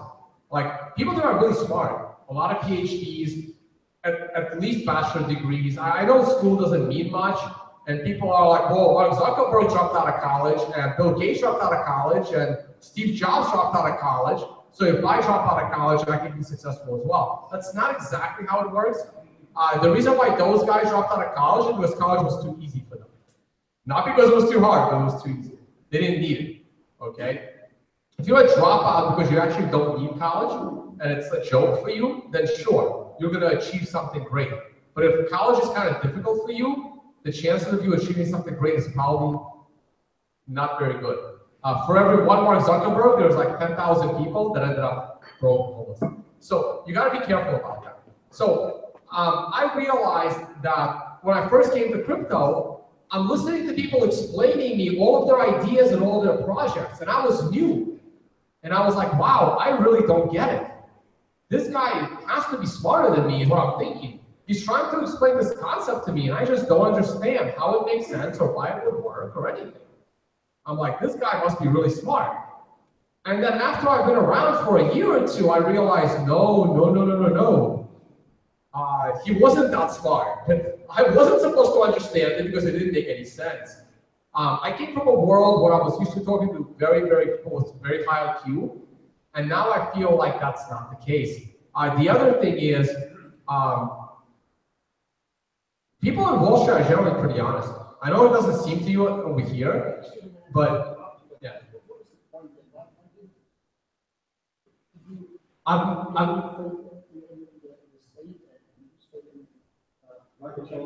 Well, because everyone's just trying to scam each other, that everyone is saying, giving excuses that you should have known better. Like, everyone is trying to get money from another person for either crazy ideas or, see, there's two types about a scam. Like, either you know you're scamming on purpose, but you may have an ideology that you think is so great, but other people are like, you do realize you're running a Ponzi scheme. And the person looks at you and honestly says, no, I'm not. He doesn't believe he's running a Ponzi scheme, but you know that he is. But he doesn't realize it until it's too late. And then he says, oh, I didn't realize I was actually running a Ponzi scheme. And that's what happens. And then everyone says, well, you should have known better. You shouldn't have invested with that guy. And just the amount of, just what I see in the space of not enough skepticism, like I'm like, wow, like if Wall Street isn't even this obvious. Like it's bad, and I've seen both sides, and I've been very disappointed with what's going on. And like people are just trying to get money from other people, and it always disappears or it gets hacked. I personally see no difference to Wall Street, but I think it's another discussion. There was a question here. Yeah, I just wanna keep it simple, short. Is going back to the smart contracts thing. Is there a use case that you think it has good potential, a good benefit that we can take advantage of the smart contracts technology? I was, for example, fantasizing on in corrupt countries. Let's say, in my case, Mexico. Why not using this technology, for example, to make public registry or public assets more accountable? People work on that. Pardon me? People work on that on land titles, public registers. The several companies factor, Bitfury. I think it's still early stage. Yeah, there's some like BigNation, I think we don't need the government anymore. We just have this everything on blockchain, and then the other ones, I think. Factor, as far as I know, works with Honduras, which is also pretty screwed up state as far as I know. And then I think Bitfury works with Georgia, former Soviet Union. I mean, there are many companies working on that. I don't see that many really well-developed results, but it's a good, definitely good use case, I think. Okay. Look, there is infinite number of awesome use cases for smart contracts. That's not in the debate. I'm not going to debate smart contracts. The debate is decentralizing your smart contracts, right? Like, here's an example. Somebody, like about a year ago, somebody mentioned they were working for like a car company. And they were looking to go to blockchain and decentralize because they were giving at-risk car loans as a car company. So when you give an at-risk car loan and a car to the person, you know that there are a high probability that the person won't make the bill payment. How do you make sure? So they wanted a smart contract system where, okay, and we discussed it, and well, we want to have the ability that if a person doesn't pay the bill, we turn the car off so they can't start the car, and we know exactly where the car is with the locator. And I said, that's great, but do you not trust your own database? You don't need to decentralize this, right? You can just back up your database, but you want to give that person privacy. You don't want that person to feel like they're being tracked. So you can open source the code, you can encrypt the code, and you say, okay, the location beaker is inside the engine, and it only turns on if the engine is messed with Or you miss a payment. You have a smart contract. Was a payment made? Yes. I have no idea where the car is. A law enforcement guy shows up. Hey, that guy's a criminal. I know you have a locator in this car. Where's the car? You say, well, I don't know. Go make him miss a payment, and then we'll know. Right? The smart contract isn't preventing him from knowing where the car is. Those are smart contracts. Those are great. But they don't need to be decentralized. Same thing with land registries. Just put a Google spreadsheet on a Google Doc and start putting everyone's titles there. I mean, let me say, people think that like a Google Doc is a blockchain. Go tell, and there is a record. Anytime you change a cell in an Excel spreadsheet as a Google Doc, there's a record of who changed it at what time. Give certain people access to change the registry spreadsheet, put it on Google, and then run a local backup. Run 5 local backups. If you're afraid Google is going to take down the spreadsheet. And I know a lot of people don't trust Google. It's like, oh, I would never trust Google. And my answer to that is, well, you trust them with your life every day? Don't you use GPS to go places? How do you know it's not going to drive you into a wall? What do you think is going to happen when you have smart cars? Who's going to be driving them? It's going to be Google. You trust them with your life, but you don't trust them to execute an encrypted smart contract? Decentralization definitely makes sense in many cases. And let's come back to this use case of, let's say, land titles. Yeah? At the moment, you have to trust this, this guy working for the authority. And I think in many countries, maybe not that bad in Germany, but I think in many countries you can just bribe him, he would change the record. Yeah? And the whole idea of the blockchain is that you don't have to trust somebody. And yes, it's like putting all the strategies everywhere in many places. I think the blockchain is a great technology. I don't think we have to discuss that. I mean, the need to discuss whether decentralization makes sense or not, I would expect this when I was discussing with a banker, but not with somebody like you. Sorry. I mean, we can discuss about whether this ICO makes sense, but decentralization, taking away the need to trust a third party makes a lot of sense, especially when that especially when that third party is part of that rubber gang that we call the government. Yeah? We don't want to trust the government any longer. If there's Google, and I don't like Google, I can always go to whatever, Microsoft, you name it. Yeah? Nobody forces me to use Google, and that's the power. I can always walk away from Google. They have to be good, they have to be honest. I don't know if they are, but if they don't, I just quit. But the government of Germany, I mean, they have guns, right? They can put me in jail. And if they screw up, which they do, big scale at the moment, yeah, and I have no way to change that except from emigrating, yeah, which maybe it's not a bad idea. But decentralization would definitely be so much better. Well, again, right, the government decides whether you own that property or not. So if the property is on a blockchain and the government doesn't care, it's irrelevant whether it is or isn't on the blockchain, right? So the government of your country allows you to own that land. Putting it on a blockchain does nothing. Also, if it's a real blockchain like Bitcoin, you're the only person that know that it's there, right? So unless you want the ability to accidentally send the deed to your property to your neighbor or accidentally delete the record of your property permanently, you really don't want it to be on a decentralized blockchain. You want these records to be there. Like, I can accidentally delete all my Bitcoin. That's a blockchain. I don't want to accidentally delete my medical records. I don't want to accidentally delete the ownership of my property. If you don't have the ability to delete or lose that thing permanently, it's not really a blockchain to me, right? I mean, Bitcoin is a blockchain. So what you are talking about is distributed ledger, which again boils down to a spreadsheet on a Google Doc, and there is a record of who changed it forever in Google, right there for you to see. And all you got to do is convince the government, hey, how about we all use this Excel spreadsheet? And if something changes in there, there better be a reason, or it doesn't count. And there's people who have admin rights, can change that. And if there's a blockchain, you cannot delete your command. You cannot delete your history in the blockchain. I can delete my Bitcoin in the blockchain. discuss another it's because similar we talk all about the same shit since a half an hour. So some kind of boring. I think it's really, if you still understand nothing from blockchain, and it's really totally boring to discuss all the time the same shit. Sorry. We have here a new question, and yeah.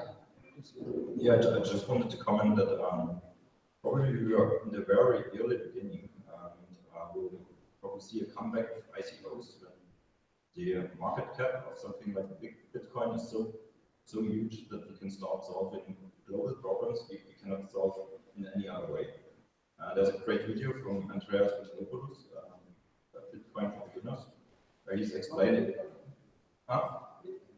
Bitcoin for Beginners from Andreas Antonopoulos. And he's making the point that blockchain has the potential to solve problems for global information society for 7 billion people on one planet, where not a single nation state or a conglomerate like the UN, where they agree on where to spend the money for, takes so long as to to have elections and decide on where you want to invest. And with blockchain, you suddenly, at some point, you will have the opportunity that people invest and take the risk and endeavor together.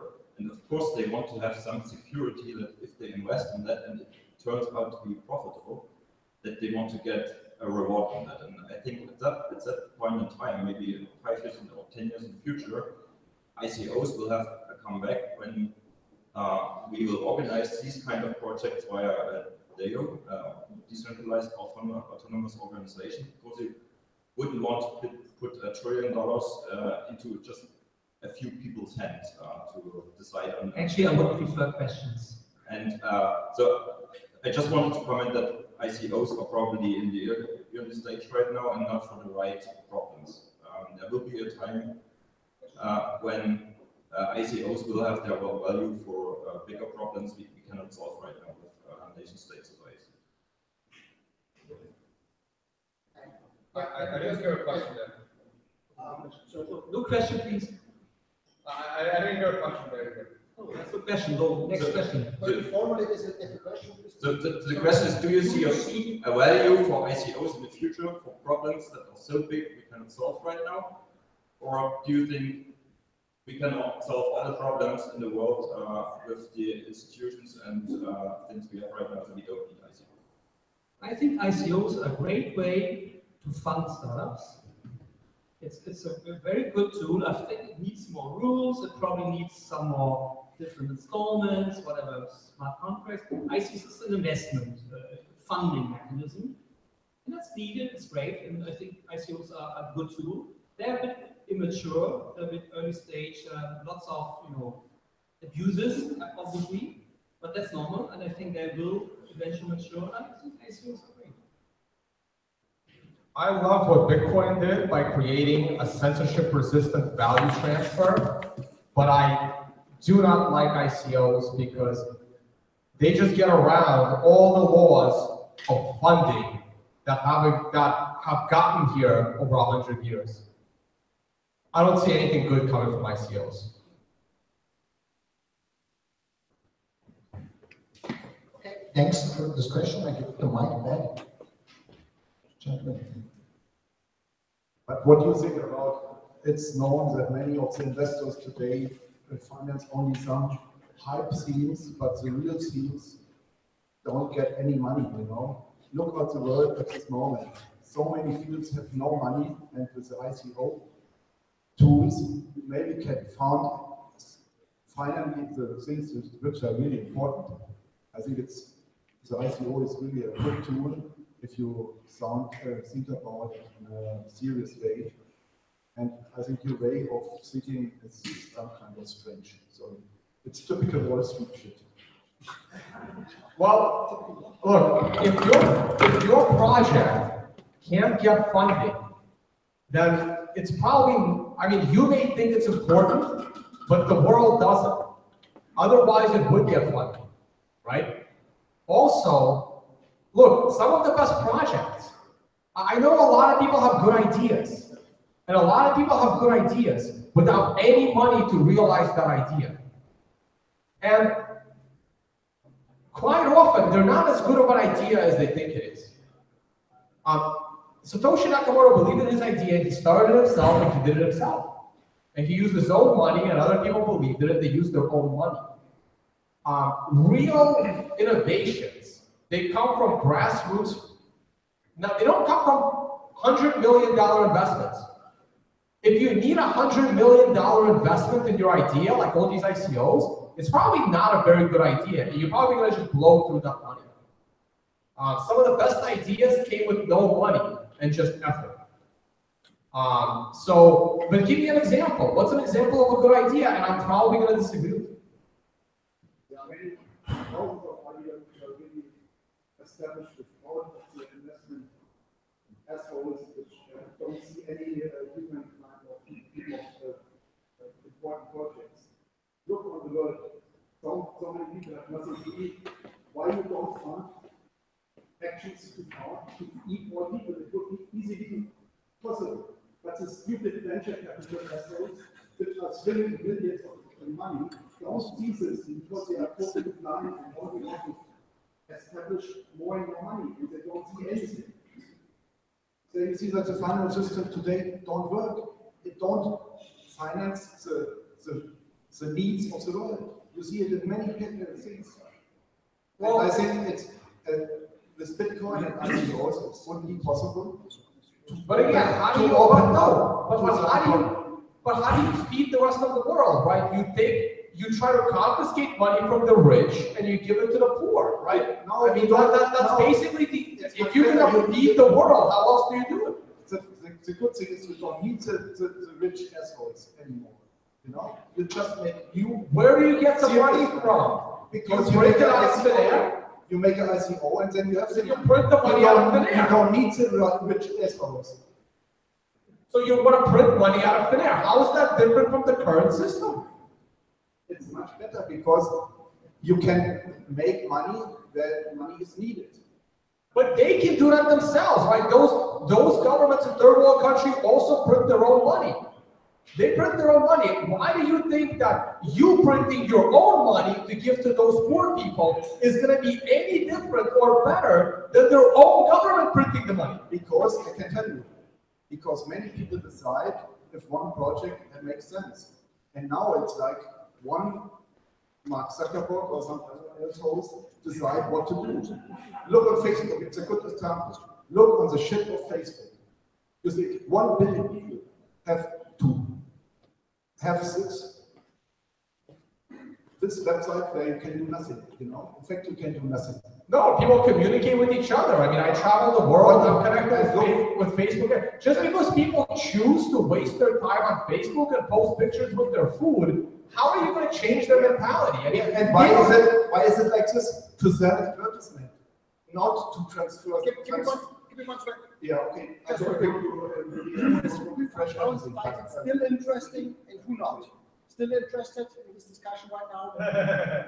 Okay. Maybe you can have a dialogue afterwards. Okay. Right, but like 2 more questions. Look, Facebook. Look, not everyone is happy with Facebook, right? But Facebook isn't as censored as people, claim it is. And we already discussed, Facebook stock, you can invest in it. And people all over the world, I mean, yeah, Facebook is banned in some countries, but don't blame Facebook for that. Blame the governments of those countries. Facebook isn't all that censored. People can post whatever they like. People break news on Facebook. Just because people choose to waste their time and not use Facebook productively, that's their choice. This is the choice that people make of how they use Facebook. It's what we'd like to do is like this. Okay, thank you so much for the question, and afterwards we can have a discussion. Yeah, I would love to take the question back to Bitcoin, if I may, if that's okay. My question would be if you agree on the answer to the question, what would be now in these times the worst possible thing that could happen to Bitcoin? I mean, there's people saying Bitcoin core, I mean, that the developers could be arrested or 5 points of attack will not be sustain anymore? I mean, what would be the worst possible thing you both think could happen to I don't waste my time on this kind of thinking. I think of the best possible outcomes. I don't really waste my energy. Everything will happen, yeah. I know the best best ways, ways. but I don't care. I want this to succeed. I want it to be great, and if there's a problem, we find a solution. I'm a risk analyst. I think about this a lot. And I've actually even had a discussion about this with Adam Back once. I'm like, hey, what's the contingency plan the moment the first high-profile core developer actually gets arrested? I mean, thank God some of them are anonymous and the rest would go anonymous. But yeah, the worst thing that can happen, you see Michael over there walking around with a Breaking Bitcoin t-shirt. The worst thing that can happen is too many core developers in one place and something bad happens to that place. That's pretty much the worst case scenario. Yeah, really interesting. Thank you so much. Other great question. So you have a few. I wanted to get back to the question that you asked, like to name an example where it would make sense to have a token or a coin different than Bitcoin. Because you mentioned that if you're going to buy a coffee today with Bitcoin, you're probably going to be overspending because the Bitcoin is going to go up in value. Isn't that already the example? Like, wouldn't it make sense to have, for instance, Filecoin again or whatever kind of utility token, to have that incentive, like have that token be specific to that kind of utility? Well, that's fine, but in that case, is that token pegged to a current currency? If your answer is no, then it's the same problem. If it gets to fluctuate wildly, and if it has a restricted supply, it's the same thing. It becomes a deflationary currency. Now, by the way, like of all the properties of Bitcoin that I like, the fact that it's finite at 21 million isn't all that important to me. I mean, it's great if you want your price of Bitcoin to go up, but it's okay. Like, it's not absolutely necessary.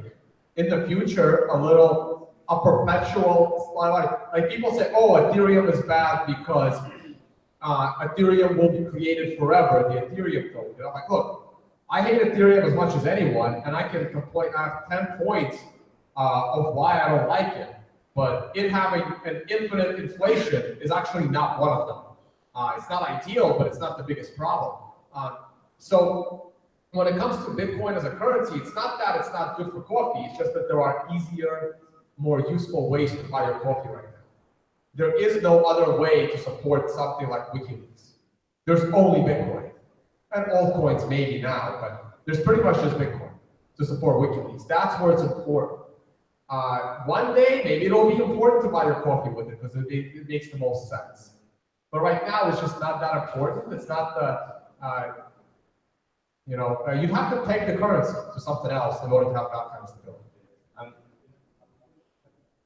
I feel like the discussion is, I mean, I'm always seeing on the one side, ICOs are bad. I wouldn't advise you to invest in it because it could be scam, and on the other side, it's, hey, it could be a way to finance a startup. So I would look at it as a picture that is like it can be shares, and you're basically saying don't buy shares from someone who doesn't have anything real. Is that roughly accurate? And is your opinion don't invest on it, or is your opinion it should be banned? Look, you're buying shares in a company that did not follow any regulation to create those shares. People creating those shares probably don't even know how those regulations work. We are here because we don't want the regulation from top down, right? Right, and you're what's gonna. wrong with unregulated shares? Well, you're gonna realize what's wrong with unregulated shares in a couple of years when all of your investments go to zero. I don't have any of those. I just Bitcoin, but I want to stick to the topic. I mean, trust me, all of this was tried by like there was nothing new here. There was nothing new with ICOs. All of this has been done 20 years ago in the and all of it was done back in the 20s. And since there was nothing new here. We have currencies and we have shares, and of course we don't buy ice cream from telecom shares, but still it doesn't make it a bad thing to buy telecom shares, right? Well, right, because you're not spending those telecom shares to pay for the telecom service. There's a reason for that. It makes no sense. Right, I agree. It doesn't suddenly, if this model made sense, then every single current stock would convert to only allow their users to use that stock as a payment system. I don't agree. First of all, I don't see a token as a share. If it's a share, make an IPO, go public. If you want to issue shares in the stock market, it brings probably more money. And more like what? Pardon? What instead of shares? There needs to be a real utility for it. Yeah? There needs to be a real use case where that token makes sense. And I don't agree that this share model, I mean, for instance, there's this cooperative model, right? Where you have to have a part in, you have to be a Genosse, you have to be a member of the cooperative to use the service. Like, for instance, in Germany, you can rent a certain kind of apartment if you're a member of that cooperative. And of course, you have a huge advantage of that. Yeah? So there are definitely cases, I mean, this has to evolve. Yeah? The token system is a new thing. It's very immature, there's lots of scams and abuses, I absolutely agree, but that doesn't mean that it's just the old thing, it's not. And for instance, the regulation, I mean, there are many stocks which went to zero which were regulated. Yeah? The thing with compliance, with regulation, and all these things, it just feeds a greedy system. Now you have all these government officials working in their agencies, you have the lawyers, they all live on that, you are forced to pay them a fortune. So I'm very glad that now there's ways around that, because the regulation system we had, maybe the intention was good, but the result is a disaster. Yeah, it just keeps out a competition. Just the bad guys, they want to have the obstacles, the hurdles high, because it keeps out competition of the rule. They are in bad with government. Yeah, the big corporations and government, they have the same interest, but the people, the startups, and the founders, they don't have that interest. So I like it that it's broken, and we should quit. We should quit. Maybe some final question? Yes. I mean, I think the whole regulation is bad. You should get rid of it. Of course, there should be like ethical rules, yeah, rules people agree on that are good. Some conventions, moral things. Yeah, I don't think everybody should be greedy and kill each other. Definitely not. But the government coercing these rules, you will always have abuse of that. And we see it in the official, we see it in Wall Street, we see it in this corrupt world. I'm very happy that a new ecosystem appears with all its infancy diseases. Yeah, I don't know if we call it like that in English. It's absolutely natural. Of course, there are many bad things. There are many ICO scams and unnecessary tokens. The thing I love was the useless Ethereum token, where that often and openly said this is complete nothing, it's completely worthless, and you raise $70,000 with it. I love that one, right? It's a nice setup. Look, there was like a famous quote, I forgot which president said it, where he said, democracy is the worst form of government, but it's better than all the other ones. Churchill, thank you.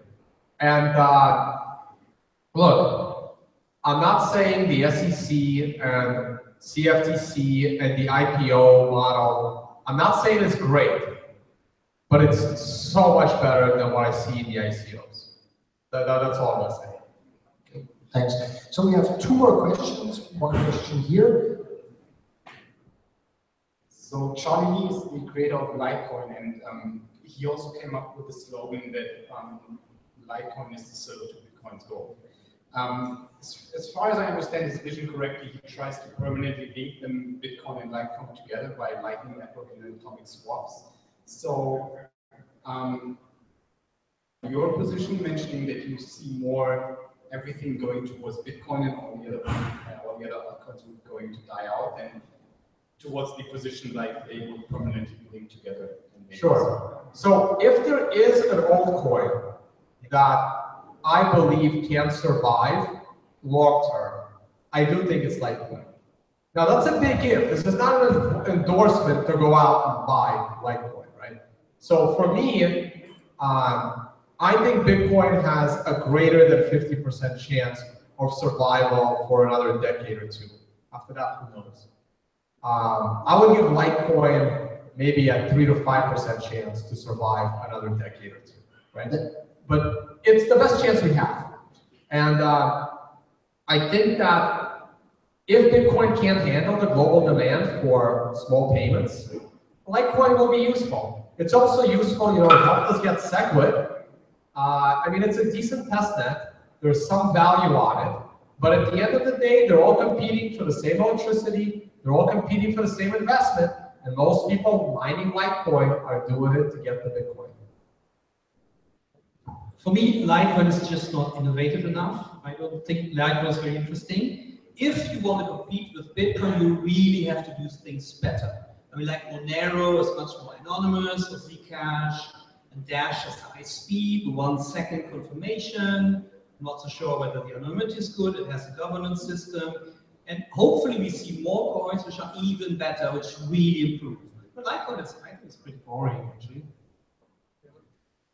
So I don't think confirmation speed matters at all. It doesn't matter. I mean, you use credit cards all the time. Your confirmation is 3 to 6 months. Like I think confirmation time is totally irrelevant. As long as you know the fees there, your transaction will get confirmed. And as far as Dash anonymity, look, I'm a big believer. I like consumer safety laws. Like I want consumer protected. The laws that I hate are KYC, AML. I think that the consumer should be protected in what they invest, but I don't think the government should have any right to know what the consumer is investing in. So I'm all for banning ICOs, but I'm not for looking at what people are investing in, right? Like I want all KYC, AML laws, money laundering laws, they should all be banished. I don't believe that's a crime. But I do want the consumer to be protected. So going back to that part on anonymity of Monero, I think that having anonymity at the protocol level is not good. I think that anonymity should be as a layer on top of the protocol. I want to see a future where all public funds, tax revenue, government funding, government salaries, all public funds are on Bitcoin, where any developer can go and balance the government books and know where the money is. But the private citizens can use the secondary layer of privacy, and all of their transactions cannot be monitored. That's the future that I'm hoping for. Thank you. So I have a last question, and Tone already answered it half, but I will put it up. So my last question for tonight for our guests is, what is your outlook for in 5 years? And I want to make it short. So what is Bitcoin's dominance then? Today we have something like 47%. 2013, Bitcoin had something like 93%. So what is Bitcoin's dominance in 5 years? How will Bitcoin look like in 5 years? And what is your opinion in 5 years? What coins will be dominant? That's it already. So I think Bitcoin will go back to 90+% dominance in 5 years. And I want to ask about the pricing. I think the price is going to be pretty high, but I'm also expecting a big battle. Like I'm looking forward to Lightning. Looking forward to having microtransactions as a secondary layer. I'm looking forward to having more anonymity. There's going to be second layer solutions that provide more anonymity. But I'm also looking for a big crackdown from most of the first world governments on Bitcoin. I have always been under the impression that using Bitcoin is borderline gray market. This is the reason why I personally have never used Bitcoin in association with my name or address. Like I've never used Bitcoin on Expedia, Overstock.com, even Purse.io. It's a middleman for Amazon, but my address is there. I've never used my Bitcoin in connection to my identity because I'm still worried as a US citizen that the government is going to crack down because, look, you can't expect the government to just roll over as you sit there and blatantly tell the government in their face, we're going to destroy you. What do you expect them to do? They are going to try to crack down on Bitcoiners, and we'll see. I know Bitcoin will win. It's not going anywhere, but I think that battle is coming, and it's coming within 5 years as well. Very interesting outlook. And Aaron, what is your outlook? I see some really big flaws in Bitcoin. First, it's not anonymous enough. It's too centralized. There's too much mining being centralized in China, and I see the speed in the transaction feed as a problem. These problems can be solved. Yeah, I think many smart people work on that. If that works out, Bitcoin can survive. If not, I think it's quite likely that in 5 years we talk about Bitcoin as that good old nice thing that made it all happen and start. We appreciate it, like Napster or whatever. Yeah, MySpace, good old days of Bitcoin, and some new coin that some of you guys may invent now this night, or some of your kids, will be the big thing. Very likely. One last thing. Here's what I really want to see. And here's an example. I want to see Netflix come out publicly and say, hey, we have not been able to enter the continent of Africa because of credit card fraud. So we're going to put out an experiment. We're going to display a Bitcoin QR code on a show, movie, a la carte. You want to watch an episode of Game of Thrones? Here's a QR code, pay $2. You want to watch a movie? Here's a QR code, pay $3. Okay? You go into an entire continent that you couldn't enter before because of credit card fraud, and you now have a whole new revenue coming in. Now, what happens? A company like that now becomes invested in Bitcoin as a business model. It's in their interest to make sure Bitcoin stays a decentralized, immutable payment. If they're profiting $100 million by doing this, it's an expense to throw $20 million a year on mining. And I think mining will get decentralized. People like me are now mining. I have one miner running at home at a loss. I'm willing to mine at a loss. Hell, I pay for a gym membership. I've been traveling. I haven't used the gym membership. We're not new to paying for something we don't use. If you have enough money invested in Bitcoin, you're going to help decentralize Bitcoin by paying for it with the miner at a loss. And the more industries join in, the more they get invested, the more they will be interested in putting some money into mining to keep it decentralized. Thank you so much. I have 3 things now. First one is proof of work. When you go out, please take everybody you see with you. The second is free or open. Now pizza is free. And third is reward. Thank you so much for coming, Vays, and our great for the great questions.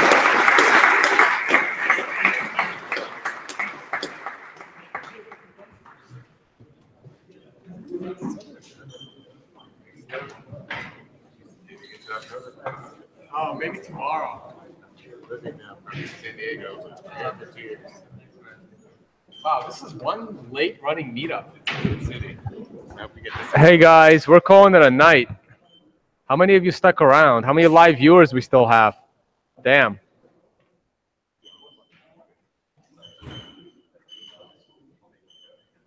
Let's see a number. How many live viewers? What do we hit today? It's on a little bit of a delay. 334 now. What was the max? We went over 500. Okay, cool. A little lower than usual numbers, but that's all good. All right, man. Oh wait, where's the camera? All right, guys, time to say goodnight. You wanna cut the feed vortex?